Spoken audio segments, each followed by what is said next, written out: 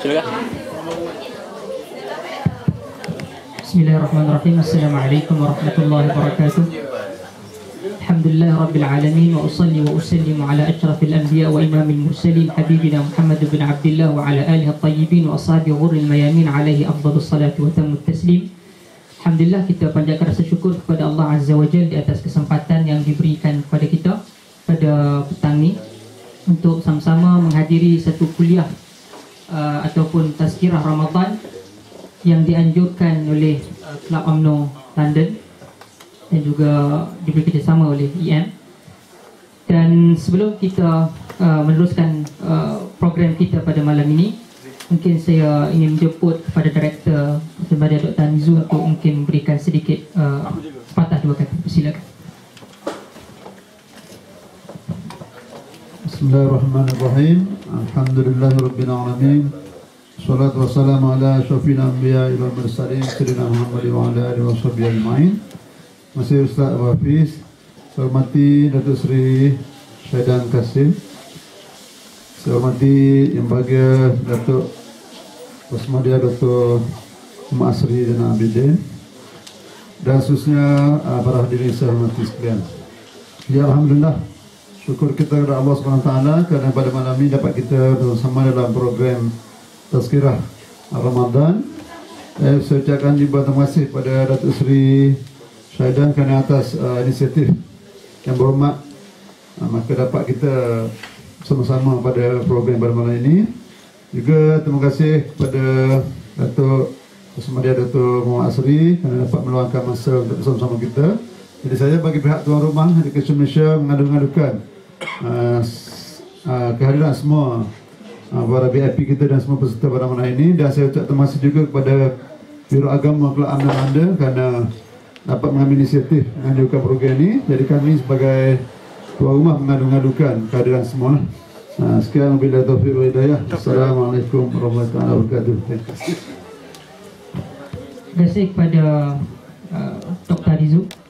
InsyaAllah pada malam ni saya akan serahkan majlis kepada Datuk Seri Syaidan, dan Datuk Seri Syaidan berhasrat untuk menjadi moderator. Saya jadi moderator. Dia kata sebentar tadi. InsyaAllah kita akan ada dua panelis. Yang pertama juga mungkin kedua-duanya daripada Oxford, fellow daripada Oxford. Yang pertama Profesor Emeritus Dr. Ahmad Adam, bidang kepakaran dalam bidang sejarah dan juga dalam sejarah-sejarah Melayu dan dunia. Okey, kalau saya salah mungkin Prof boleh betulkan. Okey, dan kedua insyaAllah kita juga akan ada tazkirah Fadilat Ramadan dan mungkin sedikit perkongsian pengisian kereta Ramadan yang kita akan sambut dalam kurang daripada seminggu dua lagi sama dengan Profesor Madya Datuk Dr. Muhammad Asri Zainul Abidin. Dan tanpa membuang masa, saya serahkan majlis kepada Datuk Seri Syaidan. Dan sebelum daripada itu, maaf Seri, insyaAllah pada hari Rabu, sebelum saya terlupa, InsyaAllah pada hari Rabu juga kita akan ada program 2 minggu sekali sembang teh tarik di bawah juga Kelab UMNO London. Satu forum yang bertajuk Ke Arah Malaysia Baru, Harapan dan Cabaran. Panelis bersama dengan Datuk Seri Dr. Ahmad Zaid Hamidi, Menteri Pertahanan, dan juga dengan Profesor Madya Datuk Dr. Muhammad Asri Zainul Abidin. InsyaAllah kita akan buat pada waktu yang sama pada hari Rabu di sini. InsyaAllah, dan saya jemput kepada Prof. Madam dan juga Dr. Masri untuk di tempat. Silakan.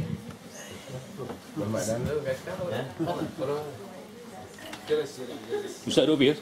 Duduk biar. Prof duduk tengah. Bismillahirrahmanirrahim. Alhamdulillahirabbil alamin wassalatu wassalamu ala asyrafil anbiya'i wal mursalin wa ala alihi wa sahbihi ajmain. Assalamualaikum warahmatullahi wabarakatuh. Pemuda acara, pengarah MSD, Datuk Arif Perkasa, Arif Perkasa Dr. Asri, kemudian Profesor Emeritus Ismail Adam, kawan-kawan. Ahmad Adam. Ahmad Adam. Ahmad Adam. Saya cakap bersama. Tuan-tuan, Saya sebenarnya Dr. Hasri kata hari ni bahaya sikit pasal apa? Bagi short notice orang ramai. Dia kata ke depan nanti saya bagi notice lagi short. Jadi pertama sekali mohon maaf sebab memang short notice. Tapi nak bagi notice yang panjang pun macam tu lah kot lah. Jadi short notice lah. Sebab apa? Dalam kehidupan kita, kalau sekiranya Allah nak bagi rezeki kat kita, kita jangan tolak lah. Di antara rezeki yang Allah bagi kepada tiap-tiap insan berkata-kata hari ialah dia bagi berita. Macam saya ni tiap-tiap hari kurang-kurangnya 6 berita kematian. Orang mati banyak sungguh dia paling kan. Lagi lain pun sangat banyak kan. Tapi saya kurang-kurang 5 ataupun 6 berita kematian. Ini sama ada orang dewasa ataupun orang muda. Jadi bila kita dapat berita kematian, sebenarnya Allah nak bagi kita pahala. Jadi kalau kita nak tambahkan pahala seperti Bukit Uhud, pergi ziarah, kemudian uruskan mayat, solat, kemudian kita hantar pergi kubur, kira pahala besar. Jadi Allah nak bagi kita pahala, mungkin pahala kita kurang. Jadi kadang-kadang kita dengar berita, kemudian ada orang jemput kenduri. Dan saya cukup masalah dalam dunia ni. Masa jadi MB dulu cuma 30-40 kenduri lah masa ni. Tapi sekarang sampai 50-60 kenduri sehari. Tak mungkin. Tak mungkin. Pada hari ini ialah pahala yang cukup besar lah. Tapi walaupun barang sampai lah. Dan saya berjanji dengan mereka saya akan hadir. Ada setengah tu saya hadir, dia dah dapat anak lah. Jadi ada setengah kematian tu sebab dah terlampau banyak. Bila saya pergi, kawan tu kata dia dah dapat suami baru dah. Dia kata poin tu. Jadi demikianlah kehidupan. Bila Allah bagi kita berita, kita terima dengan ala kadarnya dan kita buat yang terbaik. Sebab Allah nak bagi kita pahala, sebab mungkin pahala kita kurang. Jadi itulah cerita short notice tu. Kemudian dalam kapal terbang saya jumpa dengan menteri. Ada 2 menteri mari sekali kemarin. Jadi Menteri Pengangkutan dan juga Menteri Pengangkutan ingat kita berterima kapal terbang lah, kapal terbang Airbus baru. Dan cuma dalam Airshow ni Airbus emas lah. Kalau kita marah tak marah kat emas pun emas dari situ dia seronok lah, hati seronok. Malah 2 kali saya dah tersasul. Saya tengok bendera dengan bintang, saya ingat kot Malaysia lah. Tengok Amerika, orang lagi sekali. Sebab apa? Bendera tu dulu pun masa perang Iraq pun perang di mana? Di Somalia. Jadi orang silap tu. Orang ingat kot bendera Amerika, terakhir tengok Malaysia. Jadi tak apa lah sebab Malaysia lebih baik dari Amerika. Okay, back to this one. Jadi saya seronok lah, gembira tadi sebab apa? Kemudian jumpa Zahid. Kita kata Zahid ni sebelum Ramadan ni jumpa student. Dia ada kelapangan malam tu lah, malam esok lah. Malam esok? Malam lusa. Ada kelapangan. Saya pula kena balik, tapi macam mana pun saya cuba tak balik lah. Sebab dah saya buat benda tu nak kena pergi perhabis. Jadi di malam lusa ni dia free. Saya ingat elok ni rezeki lah sebab kita cuba saya upaya mencungkil ilmu daripada pok-pok ni kami lah pakai tampuk minta maaf makdam. Jadi dia orang ni ilmunya tinggi, jadi kita cuba cungkil ilmu sebanyak mungkin. Saya boleh kata tiap hari hadir majlis ilmu di Perlis ataupun di KL, tak mana ada ceramah ma'arif ya, saya akan hadir sebab lagipun dia antara ma'arif dengan Aisyah tu daripada kita duduk saja kita dengar ceramah. Jadi rasa seronok pasal apa? Banyak ilmu yang boleh kita kumpul dan bila kita banyak ilmu kita lebih terbuka lah. Orang yang jadi jumuk dan ta'asubnya kerana ilmu kurang lah. Pada moderator ke penceramah ya. Tuan-tuan, saya nak bawa tajuk ni. Mula tajuk tu saya bincang kemarin, saya melawak ya dengan Zuhair ni, saya melawak. Saya kata tajuknya ialah bagaimana nak hapuskan nama Melayu di bumi ini. Sebab ada banyak semua orang tak suka perkataan Melayu, kita buang lah, kita senang. Kita pun nama son of lah, ataupun apa. Sebab tuan-tuan kena baca tulisan Tun Mahathir kemarin di Malaysia. Baca lah, semua dah baca. Kalau tak baca tu senang cakap ni, baca lah. Tak baca ya. Boleh tuan baca, ada soal ni. Saya nak edar tu. Jadi dalam internet bagus, tapi kalau boleh sebab orang kena suka benda tu kita edarkan. Tolong baca tulisan tu. Agak luar biasa agak luar biasa. Sebenarnya ada ini untuk profesor dulu sebab profesor akan cakap lebih kurang 20 minit. Tuan Asri 20 minit, tadi soal jawab lah ya. Kita soal jawab. untuk profesor dulu, Profesor Emeritus Ahmad Adam yang saya juga sebenarnya ada misi khas saya. Setelah jumpa PM, jadi PM pesan kat saya yang tu, jadi saya pun datang, terus saya bagi tahu apa lah, saya ada rahsia saya sendiri. Tapi untuk Profesor, dulu ada seorang timbalan menteri, sekarang dah jadi mendiang lah. Dia ni daripada Parti Gerakan. Dia meninggal dunia masa duduk selam, buat scuba. Dan dia mengeluarkan kenyataan yang cukup menarik. Zaman itu, tahun berapa saya lupa, tahun 1990. Sometime ago. Tak ingat timbalan menteri tu? Tak ingat no? Alex Lee nama dia. Tak ingat. Jadi dia kata jadi Melayu di Malaysia ni malang sikit dia kata. Kalau cakap pasal nak perbaiki diri kita, orang kata resis. Tapi kalau orang yang cakap pasal hal orang lain, kita tak boleh kata apa. Ini dia kata malang sikit jadi orang Melayu ni. Jadi dia bagi tahu dekat Tun. Jadi Tun pun habaq kat kami. Tapi kemarin Tun tulis balik hak yang tu. Saya tak tahu sama Tun ambil idea dia ataupun idea Tun sendiri tu, tuan-tuan kena baca lah. Dan bila kita tengok yang tu, dan saya telah menghadiri debat-debat peribadi saya dengan Amai, dan saya nak ajak Mak Sabu mari. Saya telefon dia kata, saya bagi short notice. Saya ingat kot dia yang bagi notice, so saya mari sini. Sebab apa nak di sana kata dia nak kena lawan timbalan presiden, tak apa elok sikit. Dia lawan saya dulu lah, sebab saya ada antara orang yang paling senior dalam parti je lah. Jadi dia setuju lah. Kita notis pendek pula. Dia kata aku belum habis lagi nak habis hampa kat sini. Okey lah. Jadi mungkin next time saya 2 minggu lagi akan datang balik. Bulan puasa. Itu sebagai live online lah. Tu Presiden QM lah no. Presiden yang selalu kontroversi dan juga Presiden kena Malaysia. Dan kita jaga kita akan dapat emas yang pertama. Tu saya mari dan akan tunggu tengok sebab saya betul-betul mengharapkan emas yang pertama datang daripada terjun. Jadi setelah semuanya elok, sebab saya pegang dua pasukan yang kontroversi. Satu yang dapat gol tak berhenti, 17 gol di Palembang, 19 gol di Palembang.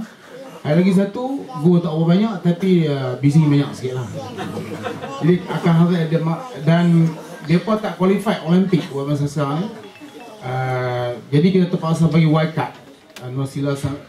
Norsila Khalid dengan Lee Hawei ni bagi wild card, tak qualified. Tapi terjun qualified dan mereka hanya nombor 2 di belakang China. Jadi kita ada peluang. Mungkin China tu itu sakit kan, jadi kita dapat.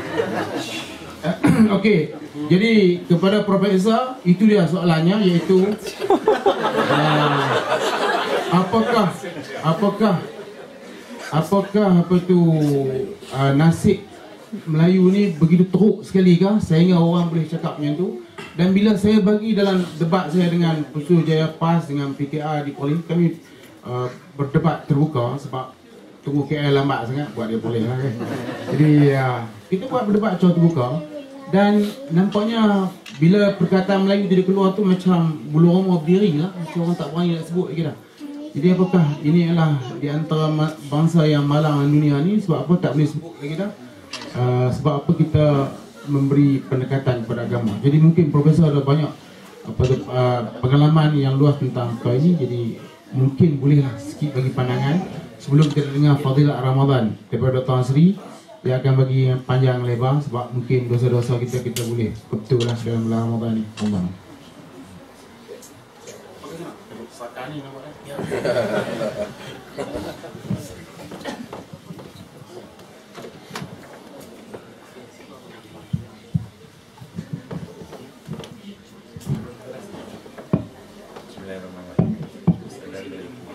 Ni kita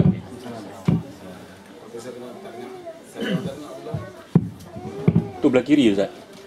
Guna yang belah kiri tu. Okey, selit kan? Kalau tak pakai yang ni. Sampai. Oh, dapat. Ada Usri Syaidan sebagai moderator.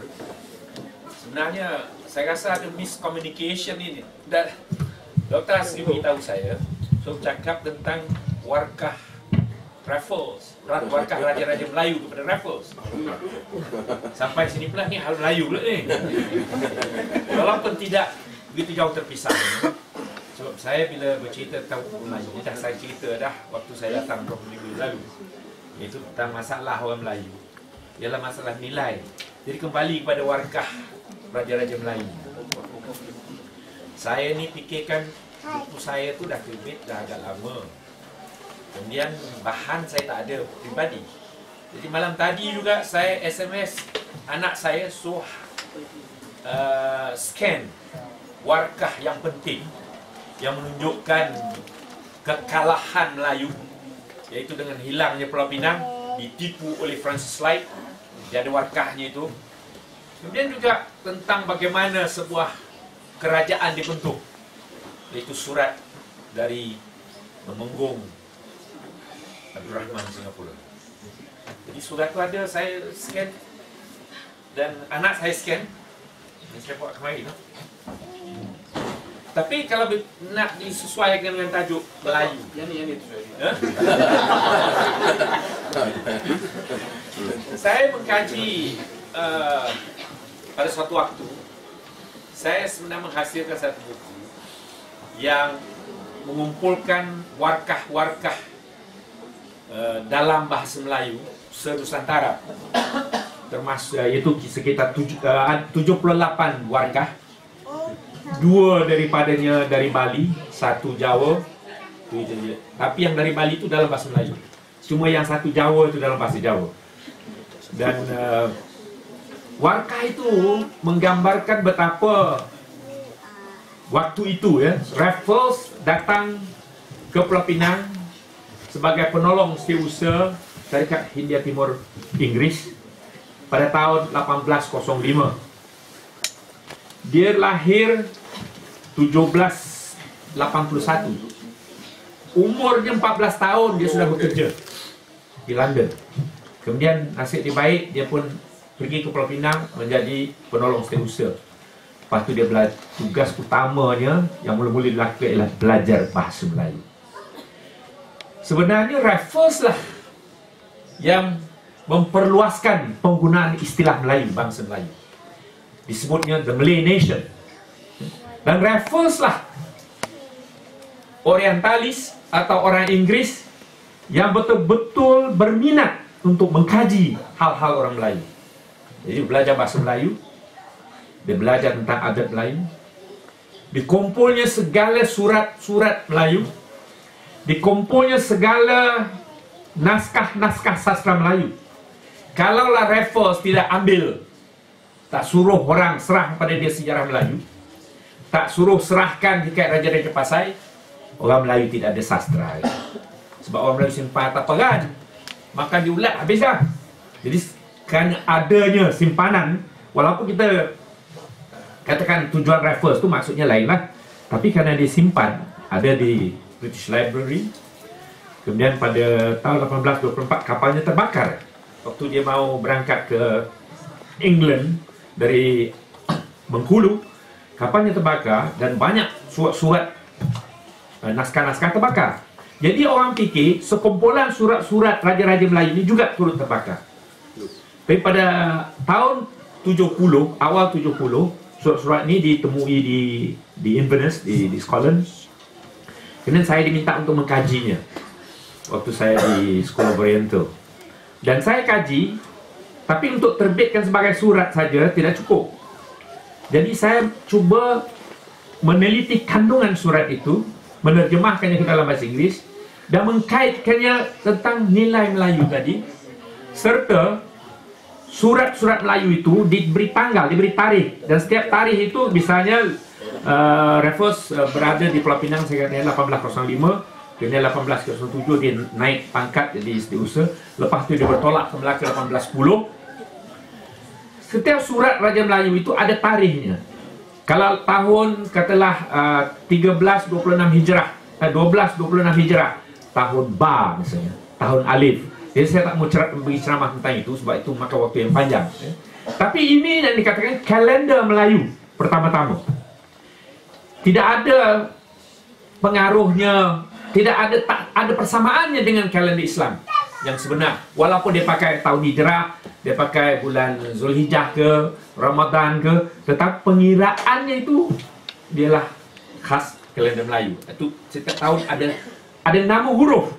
Dan itu saya bincang Dr. Asri, bahawa Islam mula datang ke Asia Tenggara itu melalui satu aliran tasawuf yang banyak menekankan ajaran-ajaran wahdatul wujud yang hari ini diharamkan di Malaysia, dilarang. Kerana wahdatul wujud ini yang disebarkan oleh Ibn Arabi menekankan tentang pluralism terhadap penghayatan kepada ilahi, yaitu Tuhan itu berada di mana-mana, sehingga ada salah seorang wali di Jawa misalnya mengatakan akulah Tuhan. Jadi ini agak sesat. Tetapi kenapa ajaran ini dapat disalurkan? Karena saya katakan dengan Dr. Asri, mungkin dia tak setuju, tapi saya sedang buat penyelidikan, nak buat satu teori bagaimana pengislaman berlaku di Asia Tenggara. Orang Melayu dulu beragama Hindu, beragama Buddha, dan dalam agama Hindu, agama Buddha ada konsep transcend. Tuhan itu menurun. Orang Melayu juga mengamalkan perbomohan, dan dalam perbomohan memang kalau orang itu sakit, maka yang buat penyakit itu menurun, ataupun saka-saka yang lama menurun. Ini konsep transcend. Ini sudah ada dalam masyarakat Melayu. Jadi bila datang agama Islam, bentuk ini, bentuk yang menekankan the transcendental God, maka dengan mudah diterima Islam itu. Tetapi Islam bukan saja dibawa oleh orang-orang yang membawa doktrin ini, yang datang daripada India, yang dari keturunan Indo-Parsi, kerana raja-raja India itu Muslim tetapi terpengaruh dengan ajaran agama-agama Parsi dan juga Syiah. Zoroastrian itu agama Parsi, ya. Jadi kemudiannya pada satu tahap selepas itu datang ulama-ulama yang lebih menekankan kembali kepada sunnah, kembali kepada Quran, yaitu menekankan filsafat yang dibawa oleh Al-Ghazali misalnya. Dan ulama-ulama ini cuba membasmi pengaruh ini dan doktrin wahdatul wujud ini, unity in being, ya. Kesatuan apa nama terjemahan lain wahdatul wujud, kewujudan, kesatuan dalam kewujudan dalam satu, ya. Unity in existence. Dan kita dapati nama seperti Syekh Nuruddin Ar-Raniri abad 17. Dia cuba basmikan kitab-kitab lama ini, dibakar. Ulama-ulama yang berkeras dengan doktrin ini dibunuh. Ini berlaku di Aceh. Tetapi ajaran ini bagaimanapun tersebar di seluruh Asia Tenggara. Bukan mudah. Dan ilmu perbomohan ini pun masih mengekalkan beberapa aspek daripada pengaruh ini, ya. Walaupun dilarang, tapi kita tahu ada orang-orang yang mengamalkan misalnya pakai tangkal. Dan kalau waktu berlaku rusuhan Mei 13 misalnya, banyak bom buat tangkal. Bila buka tangkal itu ada huruf, ada angka, dan ini adalah pengaruh daripada ajaran tasawuf yang mencampur adukkan dengan apa yang dinamakan white magic ini. Jadi kembali kepada orang Melayu tadi. Nah, orang Melayu ialah yang dikatakan takrif Melayu itu sebenarnya. Siapa itu Melayu? Melayu adalah satu takrifan budaya. It's a cultural definition. Sebabnya dalam perlembagaan kita, dan perlembagaan itu bukan saja tiba-tiba jatuh dari langit, tapi berasaskan aliran sejarah, perkembangan sejarah. Sesiapa saja yang mengamalkan budaya Melayu, bercakap berbahasa Melayu dan beragama Islam. Kerana dalam proses sejarah ini berlaku. Sebab orang Melayu yang sebenarnya dari segi etnografinya campuran, terdiri pada kaum yang kalau di susur galur DNA-nya, maka kita dapati banyak yang bercampur. Misalnya dalam sejarah Melayu, saya sekarang sedang meneliti satu naskah sejarah Melayu yang tersimpan di Rusia dan hampir selesai. Dan saya lihat di situ juga ini ada kaitannya dengan Melayu itu. Melayu itu adalah sangat berbangga kalau dia dapat menyusur galur ke nenek moyangnya daripada India. Jadi pengaruh India itu sangat kuat dalam jin orang Melayu. Ya, for example, contoh Dr. Mahdi sendiri, ya, yang paling dekat. Tapi bukan Dr. Mahdi saja. Bendahara Melaka, Bendahara Seri Maharaja, Sultan Mansur Shah, Sultan Mahmud, semuanya ada darah India. Tun Fatimah itu direbut oleh Sultan Mahmud. Dikata Tun Fatimah cantik. Saya percaya sebab Tun Fatimah kacaukan India. Ya, India dengan Melayu biasanya okey lah. Berbanding dengan Melayu Proto. Melayu Proto itu Melayu asli. Itu Jakun. Jakun itu Melayu asli. Iban itu Melayu Proto. Dusun itu Melayu Proto. Kemudian gelombang keduanya ialah Melayu Deutero. Dan kita ni kita kata Melayu Deutero, yang kemudian sudah lebih bertamadun. Mereka tahu buat kapal, tahu buat asal mula-mulanya rakit dengan perahu dan kapal. Mereka pergi sampai ke Madagaskar. Penduduk asli Madagaskar itu orang Melayu. Tapi kerana hakikat, kerana keadaan sejarah, mereka juga bercampur baur dengan orang Afrika. Tetapi ada yang datang ke Malaysia misalnya, rupa betul rupa Melayu, tapi tak tahu cakap Melayu. Jadi kalau mengikut tarif perlembagaan kita, mereka bukan Melayu lah. But dia Malaysia. Dia Malaysia. Rupa Melayu, cuma bahasa je. Dan sopan santunnya masih lagi. Kemudian kalau dikatakan dilema Melayu, sekarang yang malu nak mengatakan kita ni Melayu, saya rasa Dr. Mahathir pada mulanya dulu membuat analisis yang sangat baik. Jadi siapa yang belum baca buku Dilema Melayu itu patut baca. The Malay Dilemma. Itu buku penting sebenarnya. Idea-idea yang diungkapkan oleh Dr. Mahathir sampai kini sebenarnya berpunca, bersumberkan The Malay Dilemma itu. Orang Melayu punya dilema sejak zaman Sultan Melaka belum selesai. So the problem of the Malays is, seperti yang saya katakan dalam ceramah saya dulu, is leadership. Dan leadership dalam masyarakat Melayu, kerana masyarakat Melayu itu masyarakat feodal. Feodal berbeza daripada feodal barat. Kerana feodal kita tidak bersandarkan tanah, tapi bersandarkan kerah secara minda. Pantang derhaka, inilah doktrin yang ditekankan dalam sejarah Melayu. Sang Sapurba menekankan pantang anak Melayu menderhaka kepada raja. Dan raja juga berwaat mengatakan, ya, raja tidak akan menganiaya rakyat. Tapi dalam sejarah ini tidak berlaku. Jadi bila kembali kepada ini, saya campurkan buat nak ringkas ini. Kalau kita campurkan dengan warkah yang ditulis kepada Raffles tadi, orang Melayu bila menulis kepada Raffles, saya bacakan ya sedikit. Ada satu surat dari Sultan Kedah, sangat panjang, dia mengadu kepada Raffles.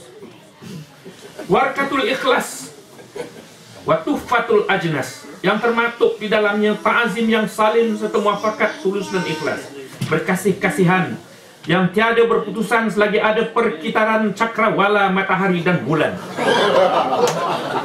Daripada Better, Paduka Sri Sultan Ahmad Tajuddin Halim Shah, Ibni almarhum Paduka Sri Sultan Abdullah Mukarram Shah, yang mempunyai kerajaan negeri Kedah. Barang disampaikan Tuhan Sarwa sekalian alam, bukan seru sekalian alam. Sarwa, sebab Sarwa itu serba. Wa dan ba itu interchangeable. Ya? Ini perkataan Sanskrit, kata India. Bukan seru sekalian alam. Tak ada kita seru. Sarwa sekalian. Tuhan tu Sarwa sekalian alam. Ini konsep Hindu dan akhirnya senang diterima bila Islam. Yang bahasa tu, ya kadang orang tak tahu. Kalau tak tahu, salah. Barang disampaikan Tuhan Sarwa sekalian alam ke hadapan sahabat Better, Tuan Jeneral yang mentadbirkan kerajaan negeri Benggala. Ini pada Lord Minto. Darul Makmur bagi merintah di atas segala negeri yang di atas angin dan di bawah angin. Barang yang dalam pekerjaan pegangan berhirma. Berhirma itu, behram, itu istilah Sanskrit juga. Company Eropah. Jadi panjang sangat saya dah baca, tapi nak saya nyatakan ialah pengenalan itu orang Melayu suka berbunga-bunga. Substannya kurang. That's Malay value. Bungkusan ni mesti cantik, hiasan mesti cantik, dalam tak penting. Penampilan penting. Penampilan, image. Jadi dia mengadulah Kedah diganggu oleh Siam. Bagaimana Inggeris boleh tertolong? Dan Inggeris, Francis Light ni setan. Dia janji, dia tidak ada kuasa. Dia cuma pentadbir sementara Kapiten Francis Light di Pulau Pinang. Dia kata, ya, kita akan bantu kalau tuanku serahkan Pulau Pinang. Mula-mula Pulau Pinang diambil, kemudian seberang Perai, area U. Dan bila Sultan Kedah mengadu kepada Raffles, mengadu kepada Lord Minto, mereka tak boleh buat apa-apa sebab keputusan syarikat ya. Mereka tidak membantu. Dan Kedah masih tertipulah, jadi tertipu. Itu satu kes. Satu kes lagi Melayu tertipu ialah mengenai Pulau Singapura. Anak Sultan Mahmud, Raja Lingga, kerajaan Johor Riau Lingga, itu kerajaan yang mula. Tapi Sultan Mahmud bertempat di Lingga, istananya di Lingga. Dia ada anak, satu Abdul Rahman, adik abangnya Husin. Husin Tengkulung yang sulung. Nah, Abdul Rahman, dia ni warak orangnya. Dia mendapat dukungan atau sokongan yang tuan muda Bugis, orang Bugis. Kemudian dia dilantik. Bila mati, bila mangkat Sultan Mahmud pada tahun 1811, maka Abdul Rahman dilantik menjadi Raja Sultan Johor Riau Lingga. Pada waktu itu, pada awal abad 19, memang Raffles adalah juara British untuk mengalahkan Belanda. Bagaimana nak menyaingi Belanda? Dan Raffles bahkan mengkaji naskah-naskah Melayu, surat-surat Melayu, dan dikelilingi oleh jurutulis yang cakap dengan bahasa Melayu. Dia dilantik sebagai agen atau agent British untuk menakluki, untuk mewakili Lord Minto, Governor General di India, untuk menakluki Pulau Jawa. Jadi pada tahun 1811, Raffles mengantar surat kepada Raja Melayu minta sokongan sebab dia nak menakluki Pulau Jawa. Jadi dipendekkan cerita, Raffles waktu itu tahu bahawa raja-raja Melayu ini dalam keadaan yang rapuh. Kalau ada ahli sejarah mengatakan abad 19 itu adalah kegemilangan raja-raja Melayu, tak betul itu. Kenapa tak betul? Sebab Barat Eropah telah mencabuli hak-hak perdagangan, sudah datang dan ingin berkuasa. Dan orang Barat, sama di Inggris atau Belanda, dianggap sama taraf dengan Raja Melayu. Sebab itu Raffles misalnya dipanggil Sri Paduka Tuan Thomas Raffles ya, oleh Raja Melayu. Dan Raja Melayu pula, kerana nilai Melayu tadi, merendah diri kepada Raffles. Better seperti anak kecil, ingin meminta bantuan. Dia sendiri mengata dia macam budak kecil. Jadi Inggris menganggap orang Melayu ini tidak begitu cerdik. Raffles tidak menganggap orang Melayu cerdik. Sebab itu Raffles, waktu usia dia baru 30 tahun, telah menakluki Pulau Jawa. Dia jadi Governor General Pulau Jawa, umur 30 tahun baru. Tentang Pulau Singapura tadi, oleh kerana persaingan antara Belanda dan Inggris ni, bagaimana cara, sebab Pulau Singapura ialah yang paling strategik bila pada peta untuk menguasai perdagangan Asia Tenggara. Jadi Raffles approach, pergi jumpa dengan Sultan Tengkulung, belum Sultan ni.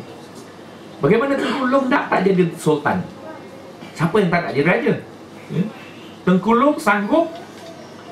Dan Raffles menggunakan alasan dia abang. Sebenarnya Abdul Rahman sudah pun menjadi Sultan.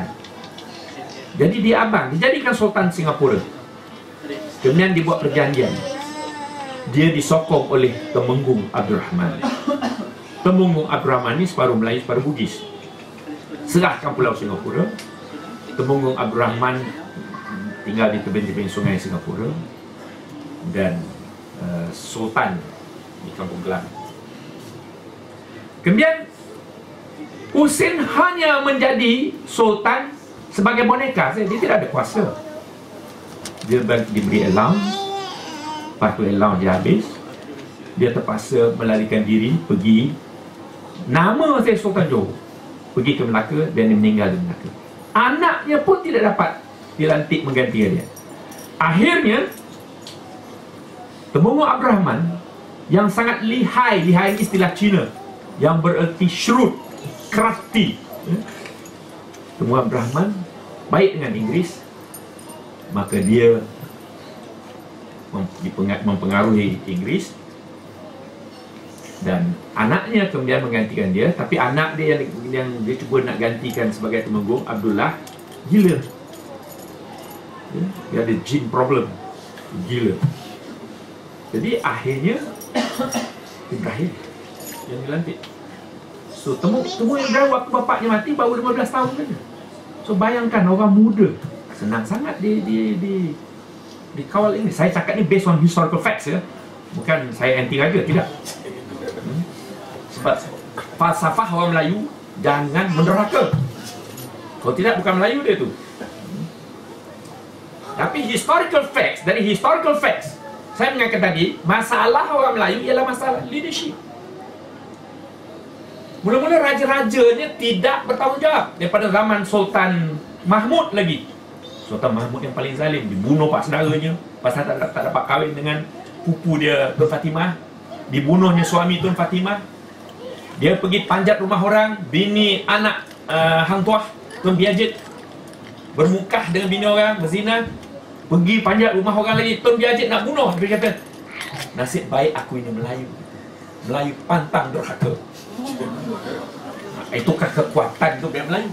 Betul? So masalah orang Melayu ialah masalah leadership. Kalau sebagai ahli politik yang berhormat, Datuk ikhlas, what's happening to the Malay leadership? Perlembagaan, negosiasi Tunku Abdul Rahman, pemuka-pemuka kemerdekaan dengan MCA, dengan wakil Cina, wakil bukan Melayu. Bahasa Melayu mesti jadikan bahasa kebangsaan. Apa yang berlaku? Kita bukan tak nak belajar bahasa Inggeris. Bahkan saya, waktu saya muda-muda, saya galak, saya paksa pelajar Melayu belajar bahasa Mandarin. It's good.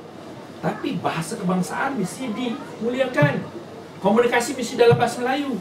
Borang mesti dalam bahasa Melayu yang baik. Apa yang berlaku? Maknanya something's wrong with the Malay leaders. MCA, DAP consistent. Sekolah Cina tak boleh hapus. Now how can you build a nation? Di sini boleh ke kita buat sekolah Melayu sini? Atau sekolah Cina di sini? No. You want to stay in Britain? Okay, you follow our system. So what's wrong with the Malay leadership? Jadi kalau penyakit dikatakan Melayu itu marah pada Melayu, it's the Malay leadership. Leadership bukan politician saja. Termasuk saya sebagai guru. Kalau saya tidak menjalankan tugas, saya tidak betul terang dengan murid-murid saya, pelajar-pelajar saya mengkhianati tugas saya. Kalau saya menulis bias, saya mengkhianati tugas ilmiah saya. Ya? Tapi apa boleh buat? Kalau saya tulis dalam bahasa Melayu, ceritanya lain. Saya kena tulis dalam bahasa Inggeris. Orang Melayu kan kurang baca. Ya? Ya. So, sayang sekali. Orang Melayu itu tak ramai. Angkat sikas. So saya tak boleh ini Dr. Asri punya time ya. Kita soal jawab. Terima kasih saja. Okey.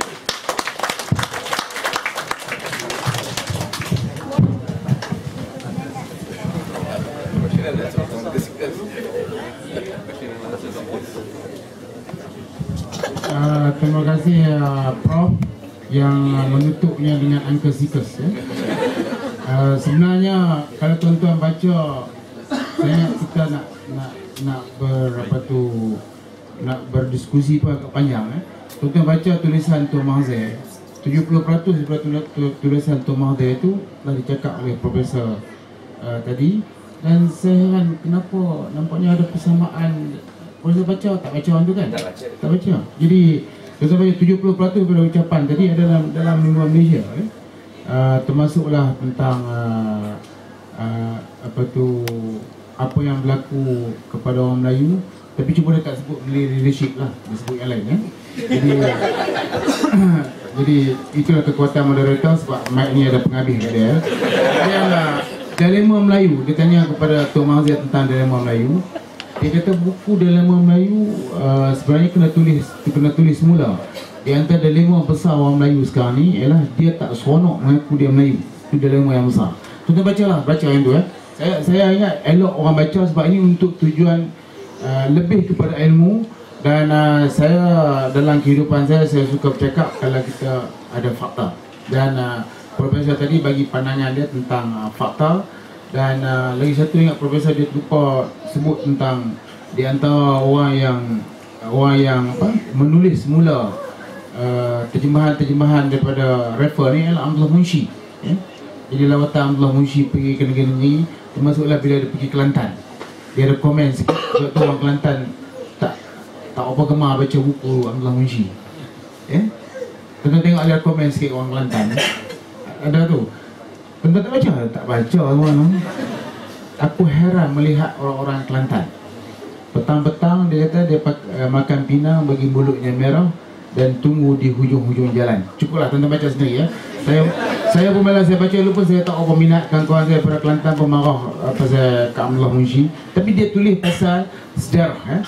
Sejarah tuan-tuan kita boleh lupakan sejarah, tapi fakta sejarah akan ada di situ, dan kita boleh lupakan satu generasi, tapi generasi akan datang akan mencerita semula sejarah. Yang boleh kita buat tentang sejarah seperti Tuan Mazhar sebut ialah kalau kita tidak memahami sejarah dan tidak memahami teladan bersejarah, sejarah akan hukum kita. Jadi hak yang profesor ni kita boleh tanya soalan sekejap lagi, mungkin soalan satu ataupun dua soalan lah, sebab kita mengejar maghrib. Maghrib berapa sih? 9.30. Sekarang berapa jam? Sebab saya terlajak profesor bercakap, saya kali dia tulis, saya terlupa. Saya ingat saya bukan moderator lah ini. Saya melanggar kata-kata saya sendiri. Profesor telah terlanggar lebih daripada 20 minit. Jadi sekarang saya jemput Dr. Asri yang akan tuan-tuan, sebagaimana Allah berfirman dalam Al-Quran, A'udzubillahi minasyaitonirrajim, fasraqul a'udzubillahi wa zakir fa inna zikra tanfa'ul mu'minin. Jadi kita tuan-tuan, benda-benda ni benda mudah, tapi bila Allah sebut dalam Quran tu wa zakir fa inna zikra tanfa'ul mu'minin, dia suruh mengingat-ingat. Jadi makna kata orang ni mudah lupa, dan kalau kita tak peringat benda tu tidak diingati, maka kita akan mudah lupa. Termasuk kalau kita berada di tempat-tempat begini, kalau kita tak ulang balik, kita mungkin lupa. Jadi penting kalau sekiranya ada ceramah berhubung dengan fadilat Ramadan ni, sebab Ramadan ni tuan-tuan sedia maklum bahawa sebagaimana Rasulullah bersabda yang bermaksud Islam ni asalnya asing, kembalinya juga asing. Bukanlah orang Islam kurang, orang Islam ramai, cukup ramai. Sekarang ni 1.6 billion, mungkin tak lama lagi 2 billion. Orang Islam ramai, tapi oleh kerana pegangan kepada Islam yang sebenarnya, yang tak dicampur aduk dengan benda-benda yang disebut mengarut tu, jadilah Islam ni bila kembali nanti, bila kiamat nanti, dia jadi asing. Jadi kita nak dengar Dr. Asri menyampaikan fadilat Ramadan kepada kita semua. Ustaz nak duduk ke nak berdiri? Duduk.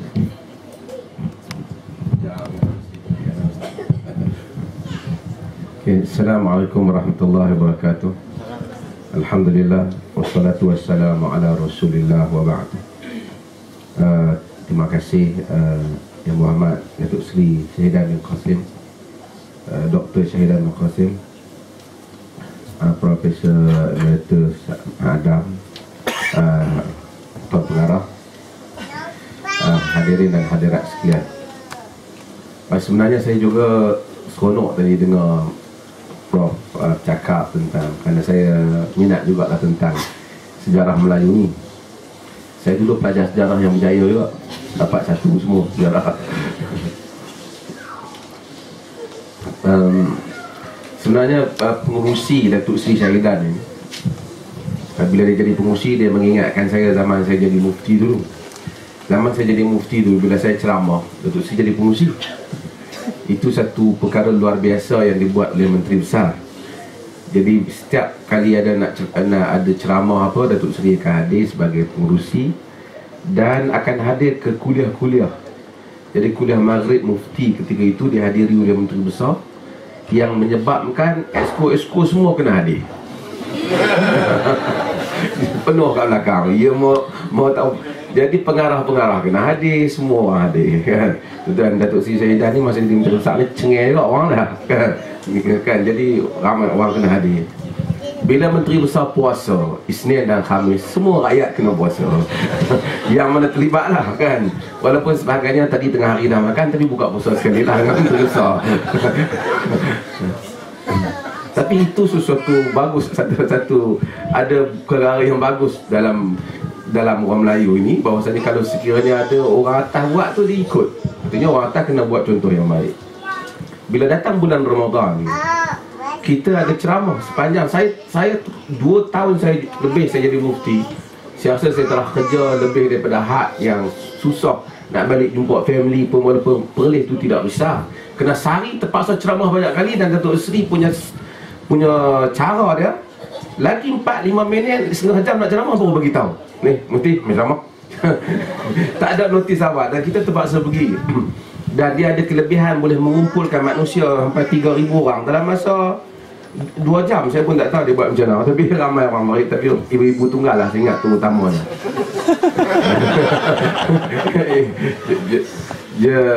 Dan pada bulan Ramadan, ni cerita sikit lah, pergi nostalgia.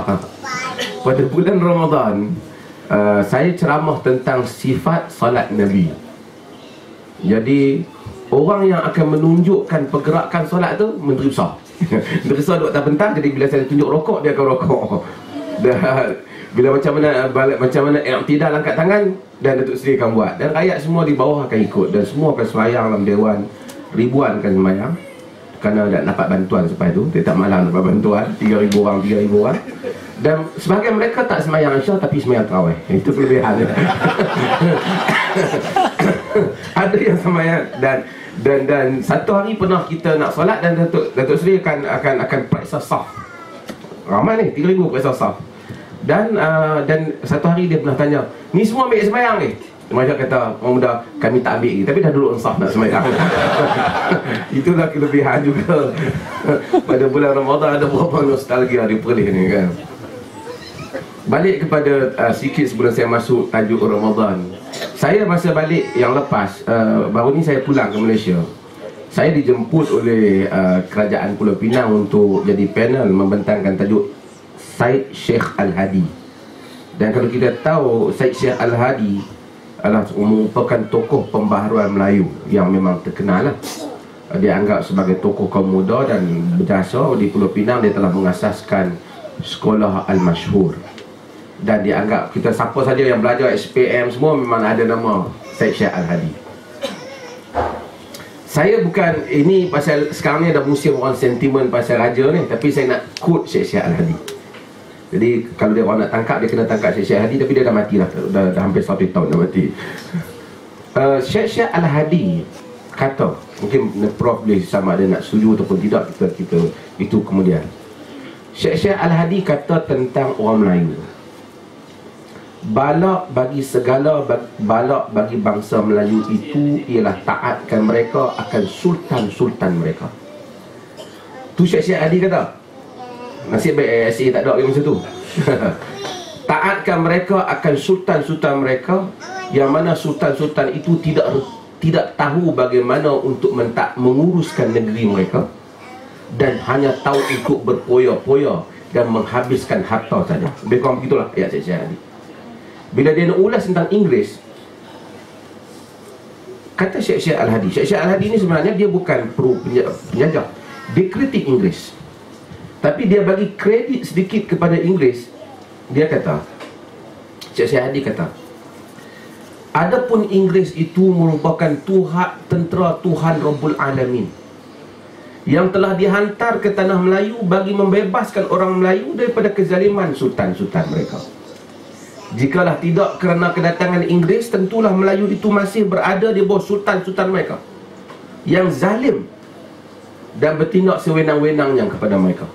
Hanya kerana Inggeris datang buat peraturan itu ini, maka sultan. Dan Syekh Al-Hadi mencadangkan 3 perkara pada orang Melayu.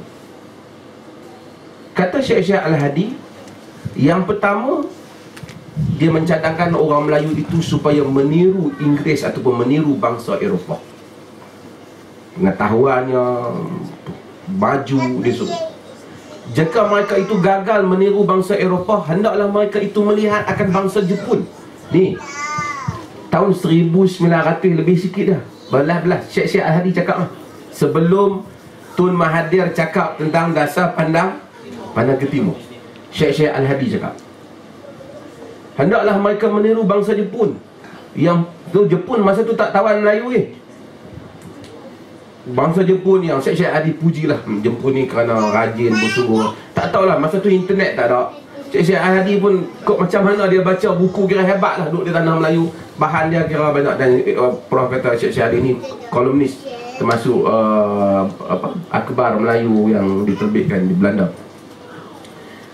Dan kalau dah tak mampu, hendaklah mereka itu meniru akan bangsa Cina. Lihatlah bangsa tu, kata dia, datang selai sepinggang ke negeri kita, tiba-tiba mereka mampu jadi kaya dan toke dan tuan kepada tanah. Sedangkan kita ini ada ajaran agama yang menyuruh kita untuk lebih rajin pada mereka. Ini Syekh Al-Hadi, dan buku dia The Real Cry of Syekh Al-Hadi. Siapa baca dia akan tengok sumbangan Syekh Al-Hadi memang hebat. Pada zaman tu dia tulis novel, dia tulis apa, tapi pemikiran dia mendahului zaman. Tapi oleh kerana dia dikenali sebagai kaum muda ketika itu, dan dia dituduh macam-macam, dia dituduh dia Hamka, Abu Bakar Syari di Perlis, mereka dituduh kaum muda ataupun Wahabi lah, kerana pemikiran mereka yang mana menyanggahi pendapat setempat ketika itu. Tapi mereka adalah tokoh-tokoh pembaharuan. Tapi ini sikit lah, ini tajuk Prof saya sebut.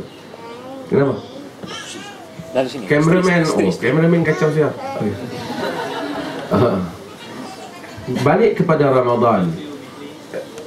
Saya sebut beberapa perkara lah, nanti mungkin sebelum kita boleh jadikan sesi perbincangan. Ni kita buat sambutan Ramadan. Dan sekarang ni zaman moden, sebelum nak masuk Ramadan. Bila nak masuk Ramadan, apa benda akan berlaku yang tak ada pada Melayu dulu dan orang Islam dulu? Ialah ucapan tentang sambut Ramadan melalui SMS lah kan. Toke-toke SMS ni memang kaya lah kan, akan buat duit lah, dan mereka lah yang akan create banyak lah kata-kata yang dihantar ke sana dan ke sini. Sambutlah macam-macam bahasa lah. Setiap orang ada kreativiti dia sendiri untuk mereka perkataan menyambut Ramadan. Apa pandangan agama tentang mengucapkan tahniah tentang bagi kedatangan Ramadan? Saya bukan nak galakkan SMS tu, tapi saya kerana sebahagian sekarang dalam internet orang bincang kata tak boleh kata selamat menyambut Ramadan, kerana dahulu tak ada perkataan selamat menyambut Ramadan, kita tak boleh kata.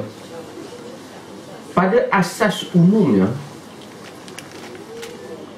dalam urusan kehidupan,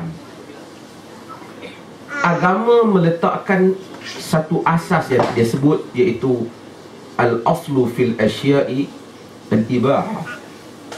Asal bagi setiap perkara yang bukan ibadah, bukan solat, puasa, haji, yang ni tak boleh diada-adakan. Asal ni, yang asas ini kita tak boleh buat melainkan kena ada dalil. Tapi dalam kehidupan daily life, asalnya ialah harus.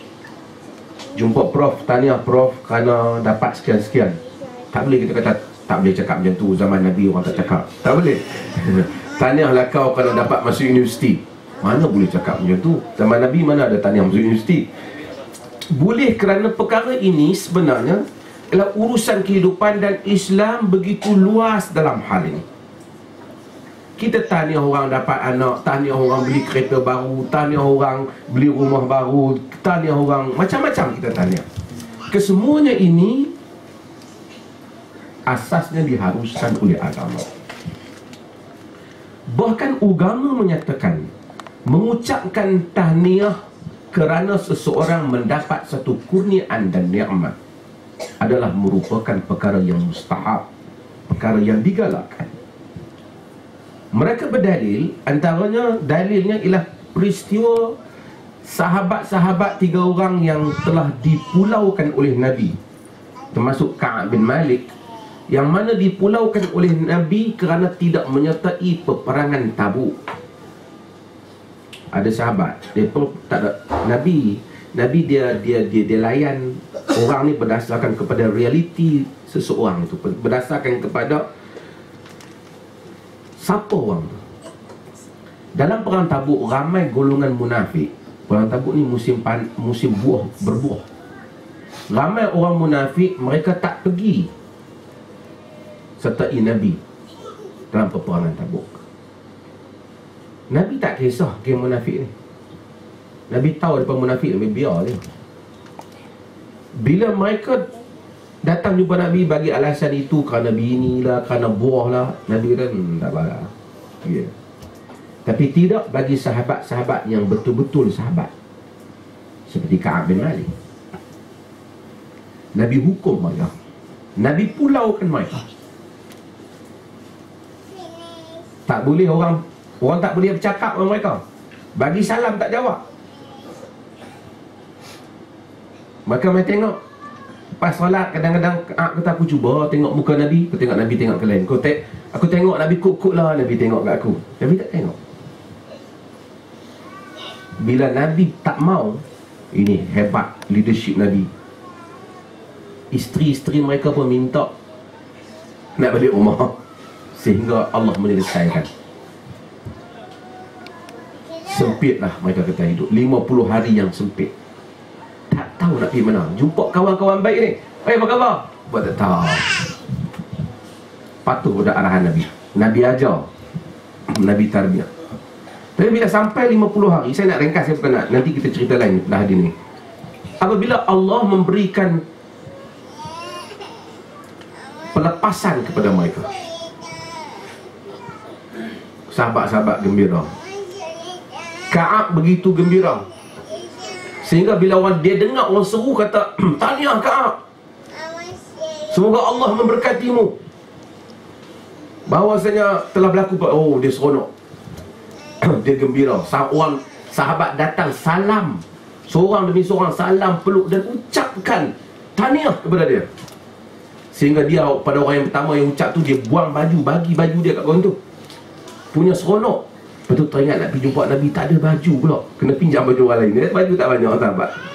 Tapi saya bukan nak cerita hadis ni, tapi Al-Imam An-Nawawi kemudian diikuti dengan Al-Imam Ibn Qayyim Al-Jauziyah dalam Zadul Ma'ad, dan Imam Nawawi dan Syarah Sahih Muslim menyebut kata hadis ini menjadi satu dalil bahawasanya kita ini disunatkan untuk mengucapkan tahniah kepada sesiapa yang mendapat satu nikmat yang baru ataupun terlepas daripada sesuatu kesusahan.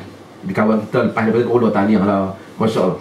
Ucapan itu disunat, kata Ibn Qayyim, dalam urusan akhirat disunatkan, dalam urusan dunia diharuskan.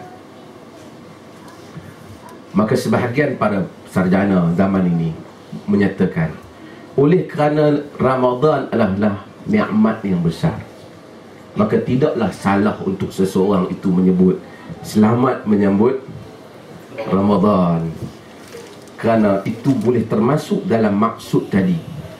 Kerana Imam Ahmad bila ditanya tentang macam mana orang ucapkan hari raya, hari raya ni tak ada selamat hari raya ni. Kalau orang ustaz tak, Nabi pun mengucapkan selamat hari raya pada sahabat-sahabat dia. Ustaz tu mengarut, tak ada. Nabi tak pernah ucap selamat hari raya. Tak ada ucapan selamat hari raya. Nabi hanya salat, berjumpa. Tapi boleh tak kita ucapkan selamat hari raya? Nabi tak pernah ucap satu hal. Boleh tak kita ucapkan? Kita boleh ucapkan, kerana itu satu kehidupan. Selamat, kerana kita bergembira. Sebab tu Imam Ahmad dia menyatakan, bila orang tanya tentang apa hukum orang yang kata taqabbalallahu minna wa minkum, ni kebiasaannya bulan hari raya.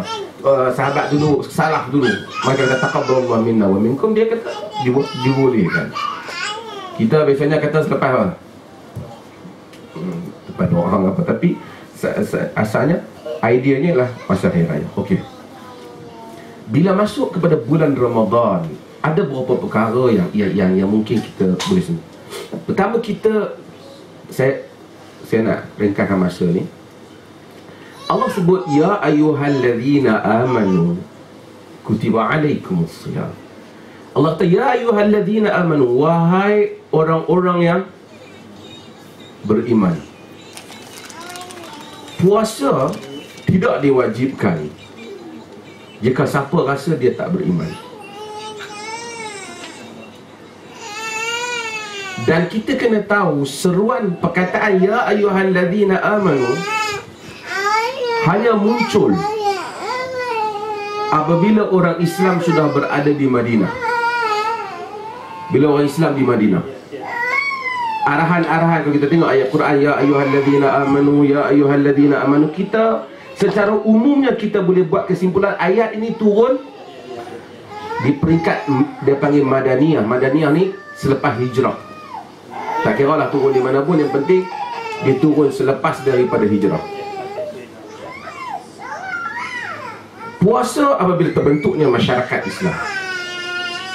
So, sebab itu apabila Allah Ta'ala sebut tentang puasa, ditujukan kepada orang-orang yang beriman.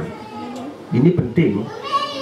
Sebab itu sesiapa yang syok pada agama ataupun tak percaya pada mana-mana ayat Al-Quran, hakikatnya dia tidak wajib berpuasa. Pasal dia tidak termasuk dalam khitab itu. Kerana Allah dah dismiss dah. Kau tak termasuk, kerana puasa pun kau tak dapat apa-apa. Sebab aku hanya berikan arahan ini untuk orang yang percaya dirinya sebagai beriman. Kalau orang tanya, tak ada kau seorang yang beriman, kita kena kata, ya, aku beriman. Kata, aku pun tak tahu aku ni beriman ke tak. Mungkin kita, itu humbleness daripada kita. Tetapi hakikatnya, kalau kita tak termasuk dalam alladzina amanu, kita tak termasuk dalam orang yang disuruh untuk berpuasa.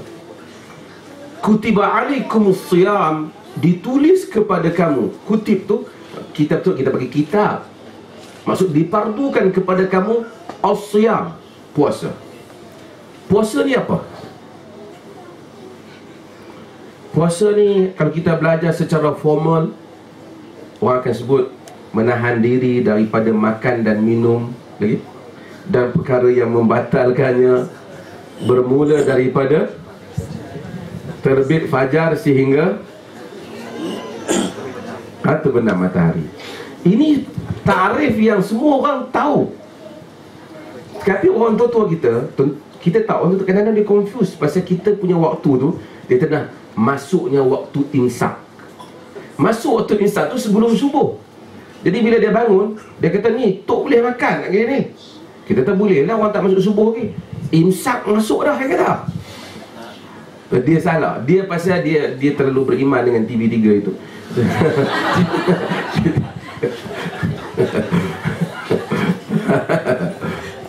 Ya, kau boleh.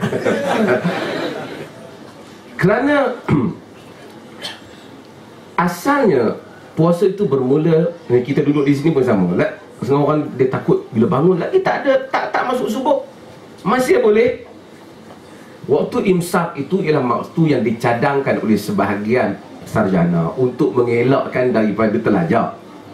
Itu saja ideanya. Sebab tu Nabi SAW dalam hadis yang diriwayatkan oleh Imam Al-Bukhari, Nabi kata, inna Bilala yu'adzin bil-lail fakulu washrabu hatta yu'adzin Ibnu Ummi Maktum. Nabi kata sesungguhnya Bilal azan pada waktu malam. Pasal pada zaman Nabi, subuh ni ada, pagi ada dua muazzin. Tuan-tuan pernah pergi Mekah, Madinah kan? Azan yang pertama dan azan yang kedua. Di Perlis dulu masa zaman saya, kita pun keluarkan supaya buat dua azan. Dia banyak hikmah dah. Bila buat dua azan, menyebabkan orang pun dapat bangun, mandi, apa semua. Kemudian siap-siap pergi ke masjid. Lepas tu baru masuk azan yang kedua. Azan yang kedua itu ialah azan yang sebenar, tanda waktunya waktu subuh. Nabi kata sesungguhnya Bilal azan pada waktu malam. Makan dan minumlah kamu sehingga Abdullah ibnu Ummi Maktum azan. Abdullah ibnu Ummi Maktum ialah sahabat Nabi yang buta. Kalau kita tengok surah Abasa wa Tawalla, kita tahu surah di mana Nabi ditegur oleh Allah Ta'ala kerana datangnya Abdullah ibnu Ummi Maktum. Kemudian Nabi berpaling, Nabi bermasam muka. Nabi bermasam muka dan Nabi paling. Pasal Nabi duduk dengan orang besar ni, VIP ni, mai jumpa Nabi kerana yalah, mereka ni sebenarnya arrogant, tapi mereka datang kepada jumpa Nabi cara orang besar lah. Nabi SAW